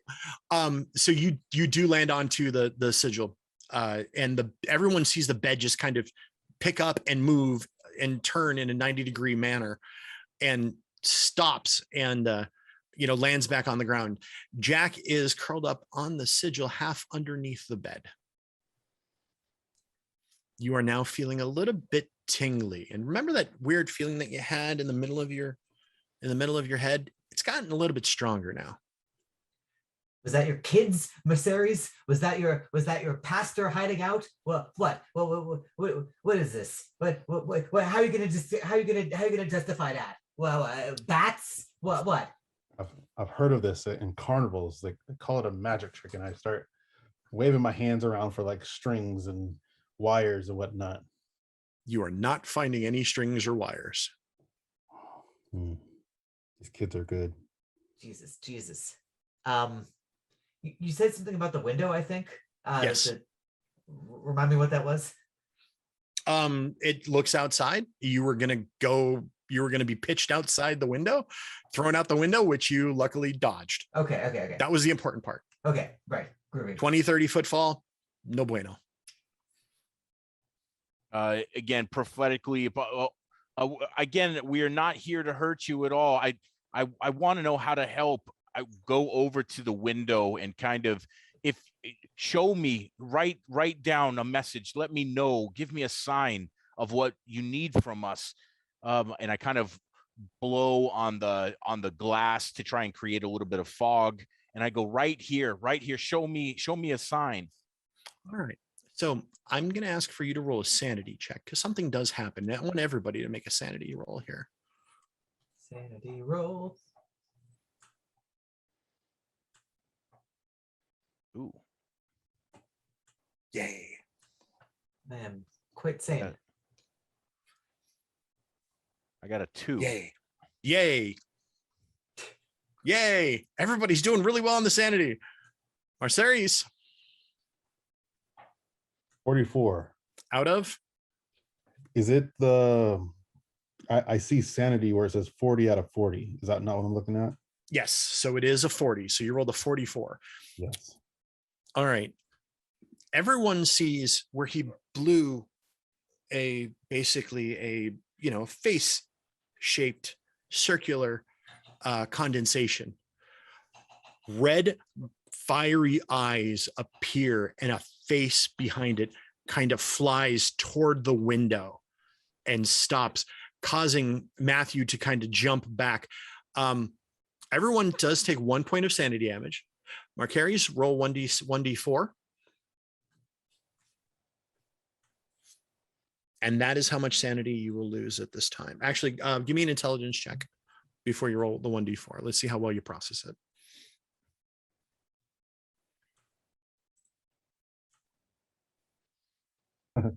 65 out of, this is intelligence? Yes. 50. All right. So good. You kind of bury that away. It does not impact you more than the 1 point. Oh, okay.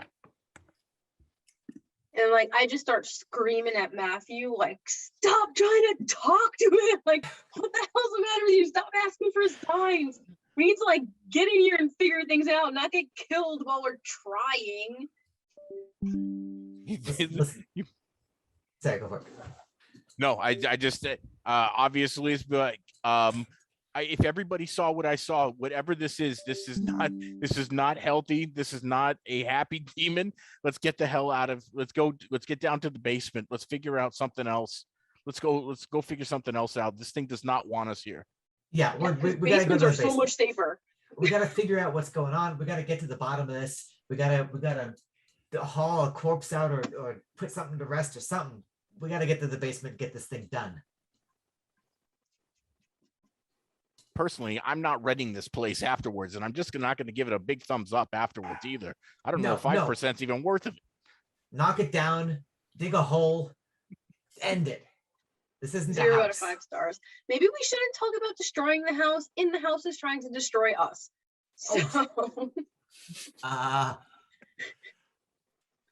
shall we go downstairs and get this over with? Yeah. Down the stairs we go. All right.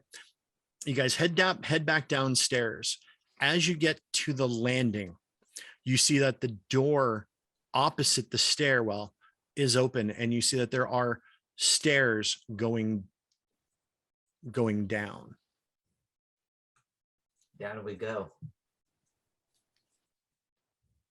That's interesting.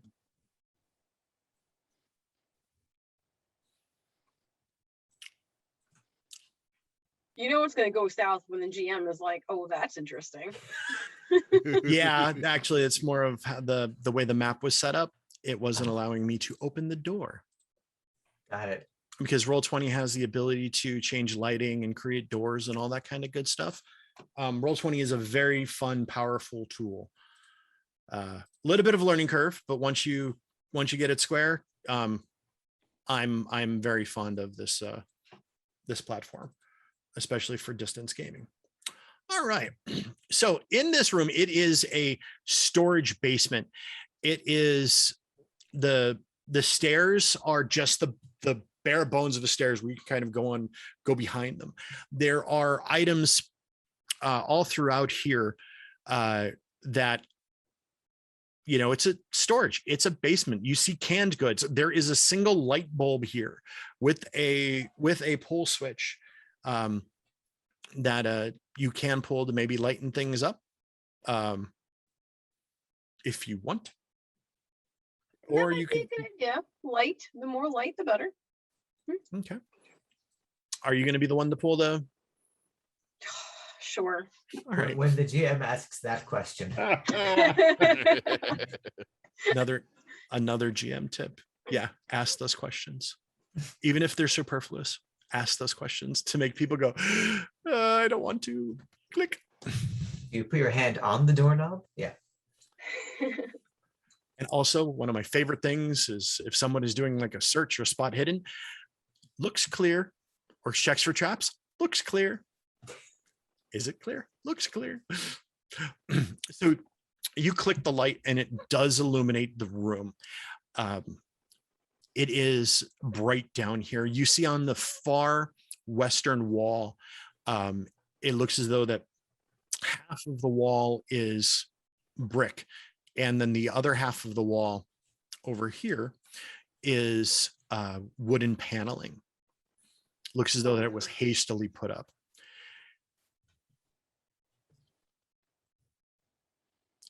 Well, Yeah, we got a crowbar. We're ready for this. While when Aurora clicked on the light, I want everybody else to give me a spot hidden roll, please.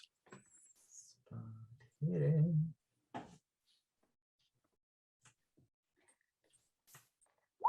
Nope. Yeah, Jack, you miss it.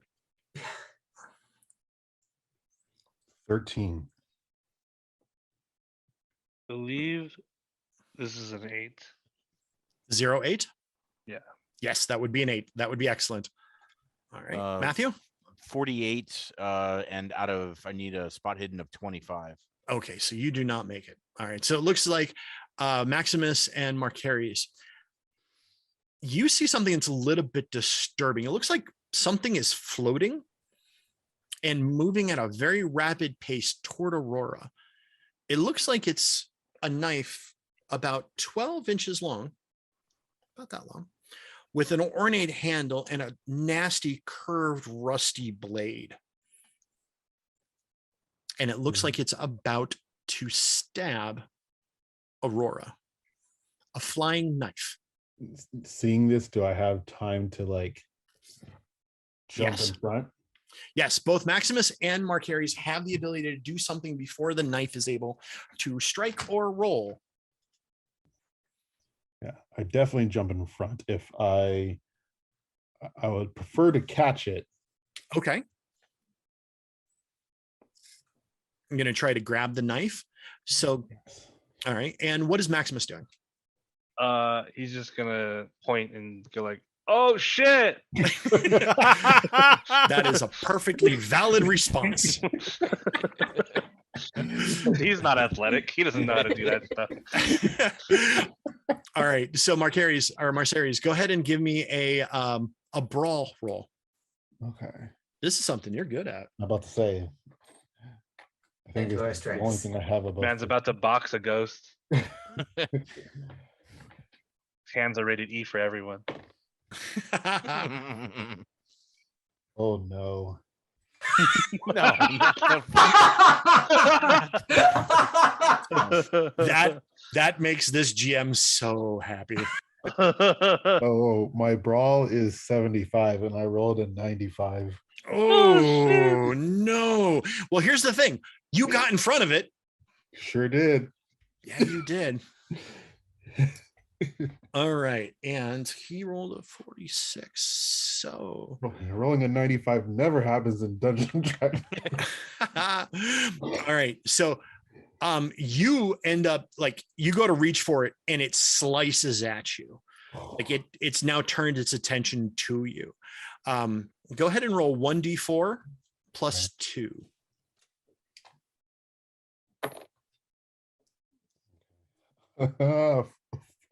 Six total. I rolled a 4. Ooh, as you take 6 points of damage, as you get cut really deep by this dagger, it seems as though, and it feels like it burns.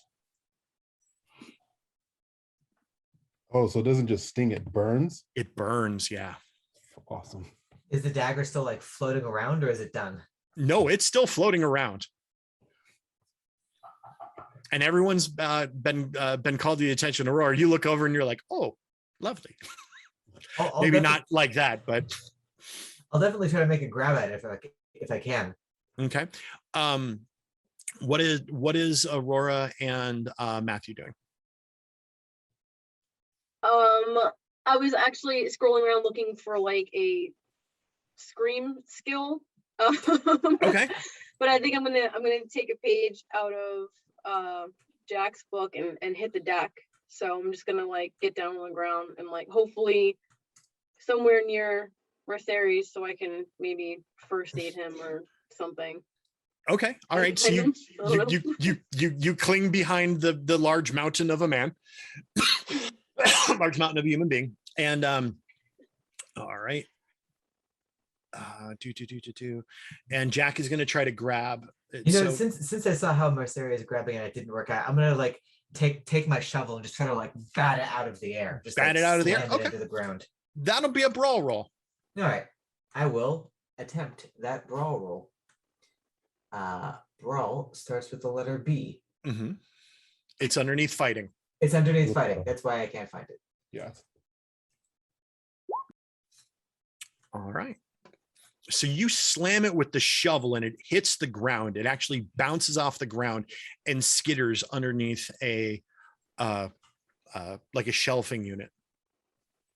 I'll like stand guard over it, see if it comes out again.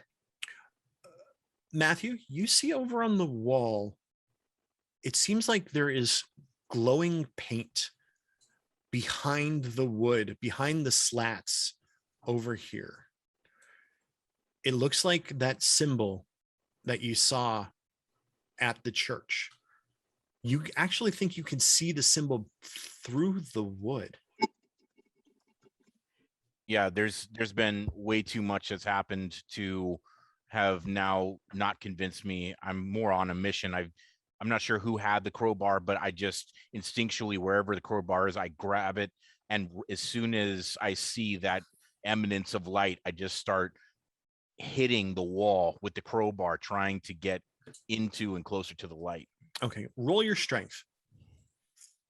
All right, Maximus, you're pointing and you went, oh shit. Aurora, you've kind of ducked and seem to be safe. And I feel bad now. Happy Halloween. So 38 out of 38 and strength is 40. Okay. All right. So you're peeling away the wood from the wall. And what's Maximus doing? He's gonna just back up into like a corner and just be like I hope this thing doesn't look at me. I want to be nondescript as possible. I am the wall. I am the walrus. Cuckoo choo. All right. I will stealth into the wall. Okay, give me a stealth roll. Oh damn, there is a stealth roll. Okay. Let's see here. All right. 68, Out of 25, 20. okay, you think you're hidden. You're not. It's not as though that you're completely wrapped up in the idea that you're hidden, but you think you're good. It doesn't seem to see you. If I don't see it, it won't see me. Around that time, Matthew finally pulls away the last piece of clapboard there, and there is a door on the other side of the wall, underside of the wooden wall there. A bunch of rats just start to pour out from the wall. They squeak and they make a bit of a cacophony as rats now seem to make the floor look like moving water as they exit the wall and start to climb up out of the stairs. They're leaving. I'm There goes certainly the getting neighborhood. off the floor. A couple of them actually like skittered over the top of you. Ugh. The crowd surfing. While Well, I'm that- being grossed out, can I like attempt to first aid Mercedes, or is he like? I mean, my first aid's low, but can I at least attempt? Yeah, you can attempt as long as he lets you. Do I have your permission, sir? I'm trained in first aid. Well, absolutely, please, because I definitely need it. Okay, Just real I'm- quick, while she's doing that. Oh, never mind. I'll wait. Good, you didn't Yeah, kill I'm her. just- You didn't kill him. Ooh. I want to clarify. Am I still boxing the floating knife? Is that what's happening right now? Or The knife got slammed down into the Okay. ground and got skittered underneath one of the cabinets or one of the shelving units. So That- no, you're not still boxing the knife. okay, just double checking. Okay, Knife's been neutralized for now. that's good. Mhm. my first aid skills failed us all, so Yeah. oops. She ties off she kind of covers it up with a piece of fabric or something, and so you're not bleeding all over the place. You haven't received any hit points back, but Well, we gotta finish this. Matt,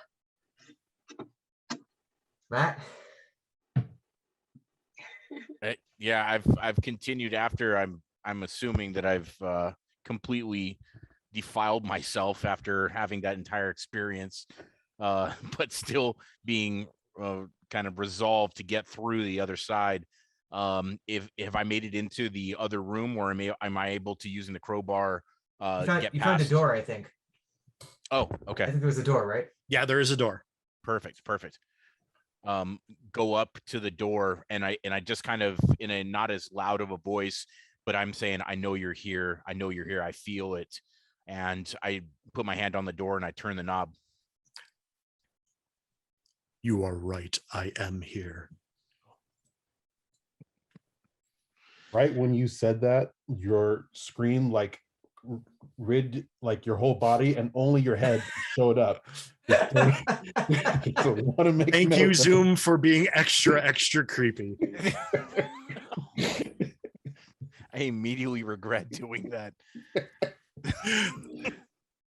So you open up the door and you see there are three or four wooden pallets in the middle of the room, and there is a wizened figure, maybe 6.5 foot tall.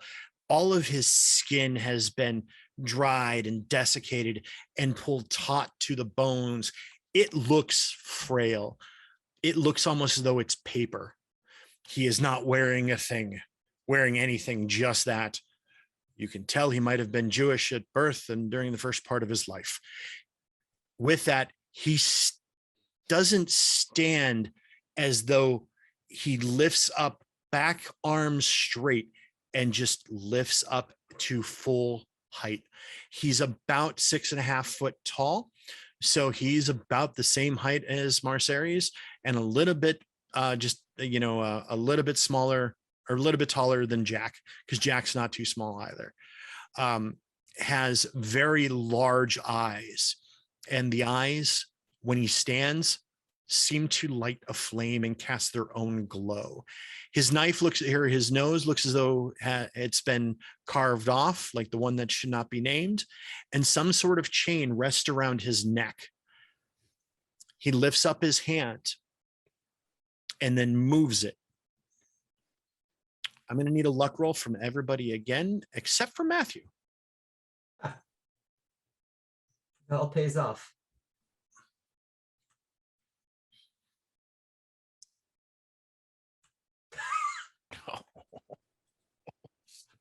Oh, Aurora. Your luck has run out. Oh, 98. Ooh. Oh, ho, ho! 61. This was the wrong door to open. Oh, You should have just what gone. the hell? We should have just gone to a Red Sox game, everybody. This is terrible. Oh, all right. Ooh, yuck. So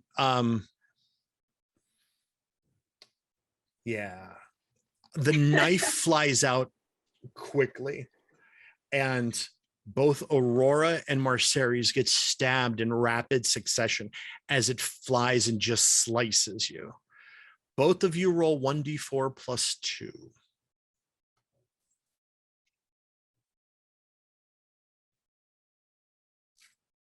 You're on mute, Michael. That's 4 total. Okay, so you take another 4 points, and you take 3 points, Aurora, as you get sliced and you get sliced across the back and across your shoulders. It burns. Marceres, it goes for your right hand, your right arm. Yeah. Not my Okay, boxing hand. It's going for your moneymaker. No.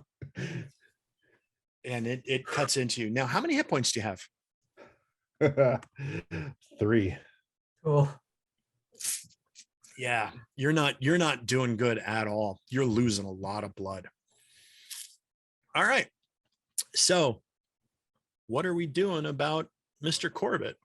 So he's got a chain that's attaching him to. No, it's just around his neck like it's a necklace. Oh, okay. His mouth and his mouth opens up, and you see he's got long teeth.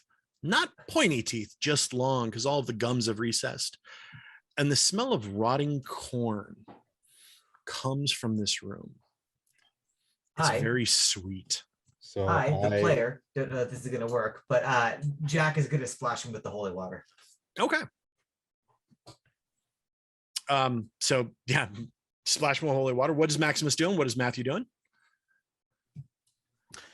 So Matthew is kind of, again, stood up in full resolve. Says, "We know who you are now, Mr. Corb. We know you're here. And unless you want us to burn this whole thing down and take you, you'll never hurt anyone else again. It ends now. We get you either somewhere safe or you stop this. It all comes down. It ends right now." Okay. And what's Maximus doing? I'm surprised Maximus has not run up the stairs and said, "Fuck this, I'm out."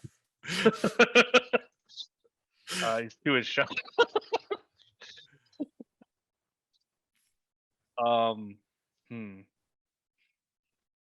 What would a rich boy who thought he was going to be able to buy this property do? I think he's going to shit himself. All right. It's Yeah. a free action. Yeah, like, I'm going to say that's a. And then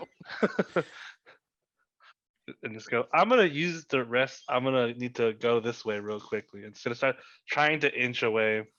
Okay. All right. Matthew, go ahead and give me a persuade roll.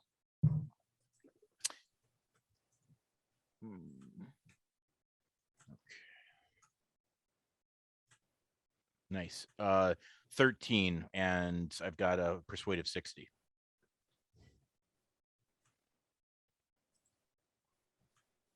Okay. He lowers his hand, and you hear the knife hit the ground. Talk. As I said, we were not here to harm you. But this house, one way or another, all of this destruction, it ends now. We'll send you to another place. No. Give me one of you.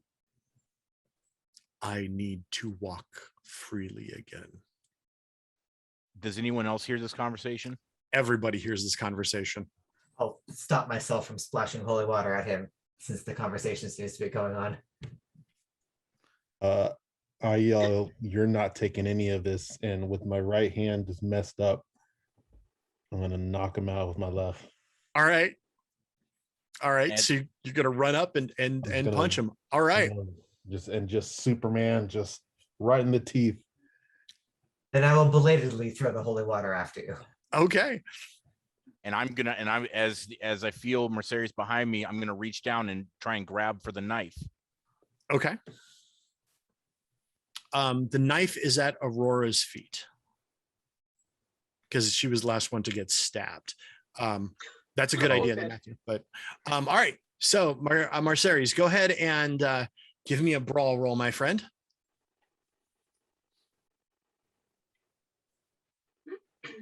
Yeah. Okay.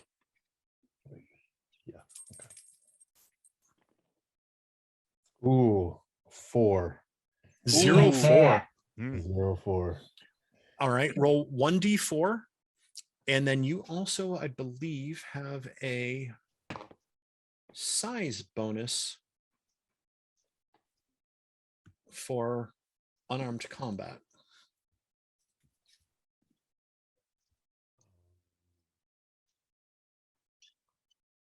1d4 is the damage, and where do.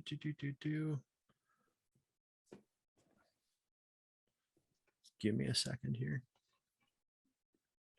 Says, I don't see anything that says, oh wait. I have a build +1. I don't know if that means anything.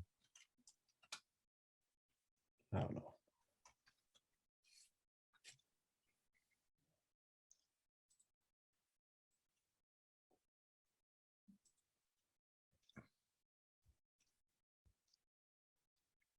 Punching ghost. Okay, what is your strength? Is a so you're at 160. Holy. Okay, so yeah, so it's actually 2d4. Oh, okay. So the first one was a 2. Second one is a 1. So 3 total. So 6 points of damage because we're doubling it since you critically hit, rolled a critical hit. So you smashed him, and part of his jaw goes flying off. His skin seems to be made of paper. He seems to be nearly fragile. He's very strong, but fragile nonetheless. I hate paper. All right. Matthew, you reach behind and Jack, you toss holy water on him and it gets him wet. And you That's see what I thought. you see his chest where it hits. His chest seems to moisturize a little bit, and it goes from a gray to a slight pink color, only just a little bit. All right. Matthew, you're able to grab hold of the knife. And Aurora, you see he's grabbing the knife unless you want to grab hold of the knife. No, I think he can grab the knife because I'm busy trying to like check my own vitals to make sure that I didn't get stabbed in like a lung or something important. You got stabbed across the top of your shoulders. Okay. So So yeah, I can't go like this. yeah, going like that would not work out so well. Okay. No, he can still grab the knife anyway because I'm not super strong or Okay. anything like that, so that's okay.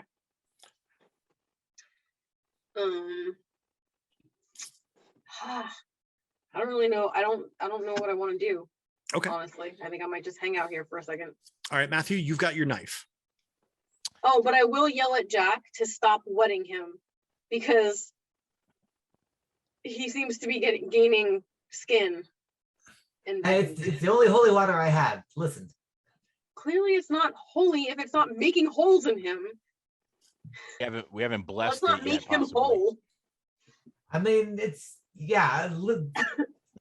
keep punching him. Can I assume at this point that Mercedes has him grappled? Is he like full attention on Mercedes? Mercedes has tossed a few punches at him. He is engaged in combat with Mercedes. So at whatever level he has him engaged, maybe at the kind of from the waist up, I'd like to kind of go and get him from the legs down and see if we can just pick him up and get him down to the ground. Oh, you're gonna try grappling him. All right, cool. Go ahead, give me a brawl roll.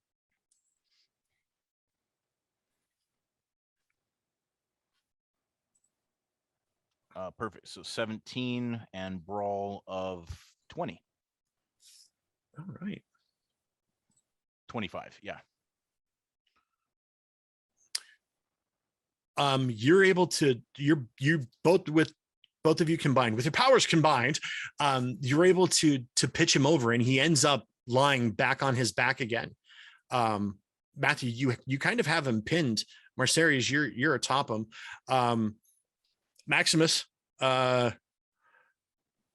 scary stuff going on. Are we still downstairs or have you headed upstairs yet? There's no phones in 1920, huh? There are phones, but there is no phone here. As a rich boy, would I have my own phone? Nah, there is no cellular phones. Okay. I mean, running away. So here's the thing, guys. Running away is not a bad option.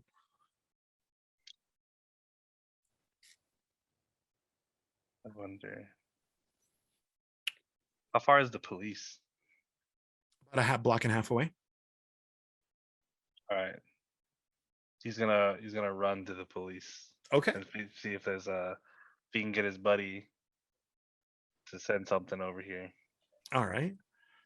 So you run up the stairs and you head out. The door is wide open.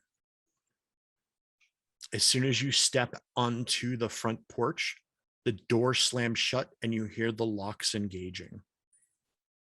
I don't know why I wanted to buy this house. All right, back downstairs. It is now pinned. I've given you a hint about his skin being dry and paper-like. Yeah. I mean, we could either just try to tear him apart, or we could try to like put him in a bath and see if it like does something to him. That's not where I was going with that, but yeah, you could try to do that. We can try to light him on fire. I guess that's the opposite of that thing. Yeah. Mm-hmm. Yeah, because apparently wetting him is just like re-giving him life. We don't want to give him life. We want to. It might dispel the crazy, but yes, let's set him on fire. That's good too. I like that as well. Yes. Okay. Who has matches? Luckily, most people smoke in the 1920s. This is true. Or proper gentlemen have lighters or matches. Also possible gentlewomen as well, depending on their own, their own proclivities for the tobacco. So actually, you know what? Those of you that are down here that think that they might have lighter on them, give me a luck roll to see if you brought fire. Did I bring fire? Let's see. Luck. No. I mean, if Are we we can all- find two are we all sticks, allowed to we roll? can together. Maximus, you're on your way out. I mean, you could try to burn the house down from outside. Oh no, I just meant that like I just wanted to roll to see if I had like some Yeah. kind of expensive, some kind of like lighter Sure. thing that he brings around. Actually, you know what? We're going to say that you do. Like, you're running and you're a little bit out of breath, so you light a cigarette, because that's kind of the thing, because you need to calm down. Is you definitely have fire, but it doesn't come into play right now. Holy shit! Oh fuck! Matthew, luck roll. Yeah, 89. Terrible. Nobody is a cigarette smoker. Marceris, 100. nope, no cigarettes whatsoever. So This can is I a just, like, good- start So would screaming, anyone have like, seen me, Maximus, like- you have to have a lighter. You have to have a lighter. Come back. The kitchen. There's candles all over. I'll run upstairs. Would anyone have seen me walk out while I was like puffing my smoke? There's a locked door between us and you. Yeah, no, you're outside. You're headed toward the police station. I'll run Okay. upstairs and Sorry. see if I can find something in the kitchen. That's where there'd be. Give me a spot hidden in luck while he is going to attempt to reactivate the knife. Matthew, go ahead and give me a strength roll as he's trying to get the knife out of your hand. Could I roll something? Oh! Sorry. Critical success. Ooh. Can I roll something to see if I would have accidentally dropped this in my my lighter in my haste of running away? No, we're gonna say Damn it. Okay. it's a fantastic thing. Is like if we're thinking about this as a movie, they're all like, somebody get a lighter. I don't have a lighter, and then you're like off screen in another in another scene being like, all right, much better now. Closing the lighter, putting it in your pocket. It's a perfect scene. That's amazing. Okay. Jack, you actually do find a very nice pipe lighter and a box of Blue Strike Anywhere matches and a novena candle and a small blowtorch. Just grab them all. Just grab the whole set of them. Yes, because you rolled so well. and run back downstairs and just like kind of spill them out in front of everyone. Okay. But maintain my hold on the blowtorch. Matthew, did you Yeah, I had a 72 with a power of 70, so I was gonna use a couple of luck points. Oh, you're gonna use I was gonna have you roll strength, but you're gonna use power. Yep. Go ahead and roll and use your luck points. Okay. And to get you to succeed. Mm-hmm. Okay. You feel as though that the knife will obey you. Perfect. As I'm having this sense that the knife is relaxing in my hand and it almost kind of begins to beckon to my call, I say, this is your last chance. This is your last chance. And I take it and I kind of try and mentally or psionically point it at him and then have it stop. If I'm able to, I would push this knife to get right at its throat and leave it right there. You lose 2 magic points and it flies from your hand and stabs into his throat. Unfortunately, you are not strong enough and knowing how to take care of it. Yep, that looks about right. And there is fluid inside. Right. Marceres, excuse me. I headbutt him. All right, brawl roll.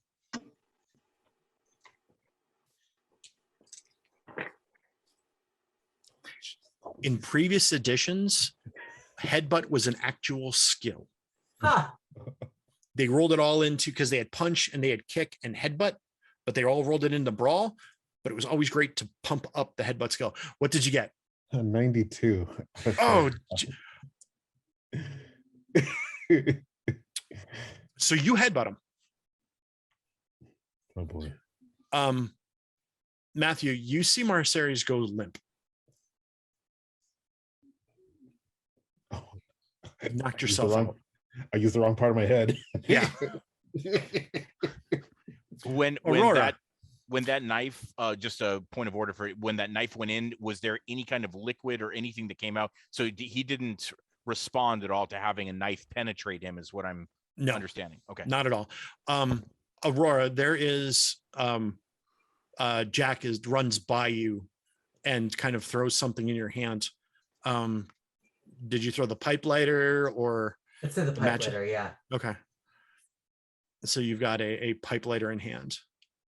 Awesome. Well, I'm gonna go to start in his head, I guess, and I'll just try to light his paper hair on fire. Okay. He starts to go up. Jack, what are you doing? Kind of go around trying to light different parts of him. Okay. Same. I'm just gonna like crank some flames at him. Okay. With this thing. All right. So you let loose a gout of flame. And he starts to, so now you have a flaming undead guy around you, and he stands back up since no one is currently holding him down because Marceres has been knocked unconscious. Whoops. I'm gonna deal with that later. You're not dead. You're just, yeah, because you would have rolled 1d4 plus 1d4 for your brawl damage plus your damage bonus. So you would have done a minimum of 2 points of damage. I'm only going to do 2 points of damage. You're dropping you down to 1, knocking you unconscious. That's why I did that. So that was behind the scenes on that. All right. So now he's on fire and he's standing back up and he's got the dagger in his throat. Matthew. Novella's restrained. And so you said in this room, what are other elements in this room? You said there was some like some wooden containers in the room. What Pallets, else is yeah. some wooden pallets? Is there any other flammable debris, or is there anything else that looks like it could catch on fire relatively easy? There is a table with some paperwork on it that you could possibly throw onto him to add him more flammable. There's also a crowbar that you utilize to break down the door for items that are still still in play, if you will. I'll try and is the table with maybe assistance? Is it light enough that I could pick it up and then we could try and shove him into a corner with the table and almost try and pin him in? That's a fantastic idea. Who are you gonna have do that? At this, let's say, I think Jack. Is Jack back down? Yeah. Jack came back down with fire, and he and Aurora have helped light him a flame. I'm here for it. Beautiful. Jack, grab the side of that table really quick, and let's get him into that corner and pin him in. Yeah. All right, both you go ahead and roll your strength. Up here at top. Strong. Oh, nice. 10. Crowbars are flammable if it's hot enough. Huh. I will burn 3 luck points to turn that into a success. Okay. All right. You end up pinning him against the wall. Aurora, they have him pinned. Would you like to do anything? I'm gonna take some of the wooden pallets or whatever Yeah. they are, and just start dragging some over and try to throw it on them. Okay. To just kind of hopefully make the flames bigger and extinguish him. Hopefully. The flames do get bigger, and you notice that they're starting to climb up onto the wooden ceiling of the house, or not of the house, but of the room. And you see the flames are starting to lick there. Maximus, you're at the police station. Stevens looks at you. Hey, you look like you're out of breath. It's all the smoke. Oh, fuck. This isn't helping. House. What's happening? Oh, son. Pete, help. Calm down there, son. Oh, God. I don't know what the fuck's going on in that house. What house? I tell him which house. I forget. Corbett house. Okay. Yeah, the Corbett house. All right. So he starts to rally the troops. All right, everybody else. You see the house is starting to catch flame. Marceres is still out. He's pinned against the wall and he slumps as you see his feet kind of go straight, and he's still leaning up against the wall and disappears in the conflagration. I'll try to grab Marceres and throw him over. I guess I'm not gonna throw him over his shoulder. He's huge. And try. You're not that small yourself. Give me a strength roll. Yeah, I'll try to drag him. I guess. Out of there. I will make a strength roll, which is over here. Bam. Okay. You drag him. Where are you dragging him to? Up, out, away. Okay. Anybody else doing? Everybody else kind of leaving the basement as it starts to fill with smoke. Seems like a pretty good idea. And while Marceres is being dragged, I'll try to first aid him again, just to see I don't know, throw bandages on wounds as they're being dragged away. Give me a first aid roll. Oh, and of course it fails again. So I just heap cloth on him, my scarf is just thrown on his stomach as he's maybe holy water would work on him. Wash away the wounds. All right, we're gonna say that you guys make it up to the stairs, and you see you're back at the long hallway. Where's my token? The door is wide open. Great. Smoke is starting to billow up from the basement. Book it. You guys get outside, and as soon as the last person leaves, the door slams shut. And everyone hears laughter.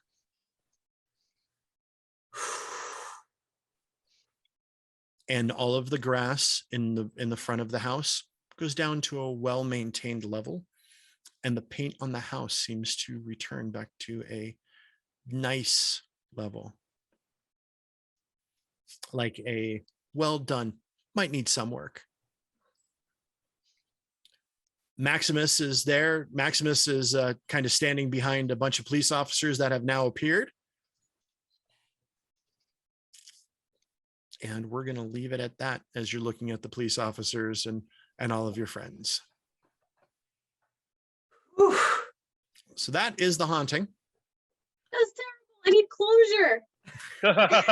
No, I love that because like we either solved it or we didn't, and like who knows? Do you know what this is gonna do to my dreams tonight? I'm Oh, so man. sorry. You don't get closure. I love it. Oh, Hey, I my. gotta split, but I've enjoyed playing with all of you. Thank you for doing this thing, and I'll see you around. Bye, All right. Sam. Be Have a well. good night. Take care, Sam. Take care. If you guys want to stick around and chat for a bit, I'm available. But that's the end of our show.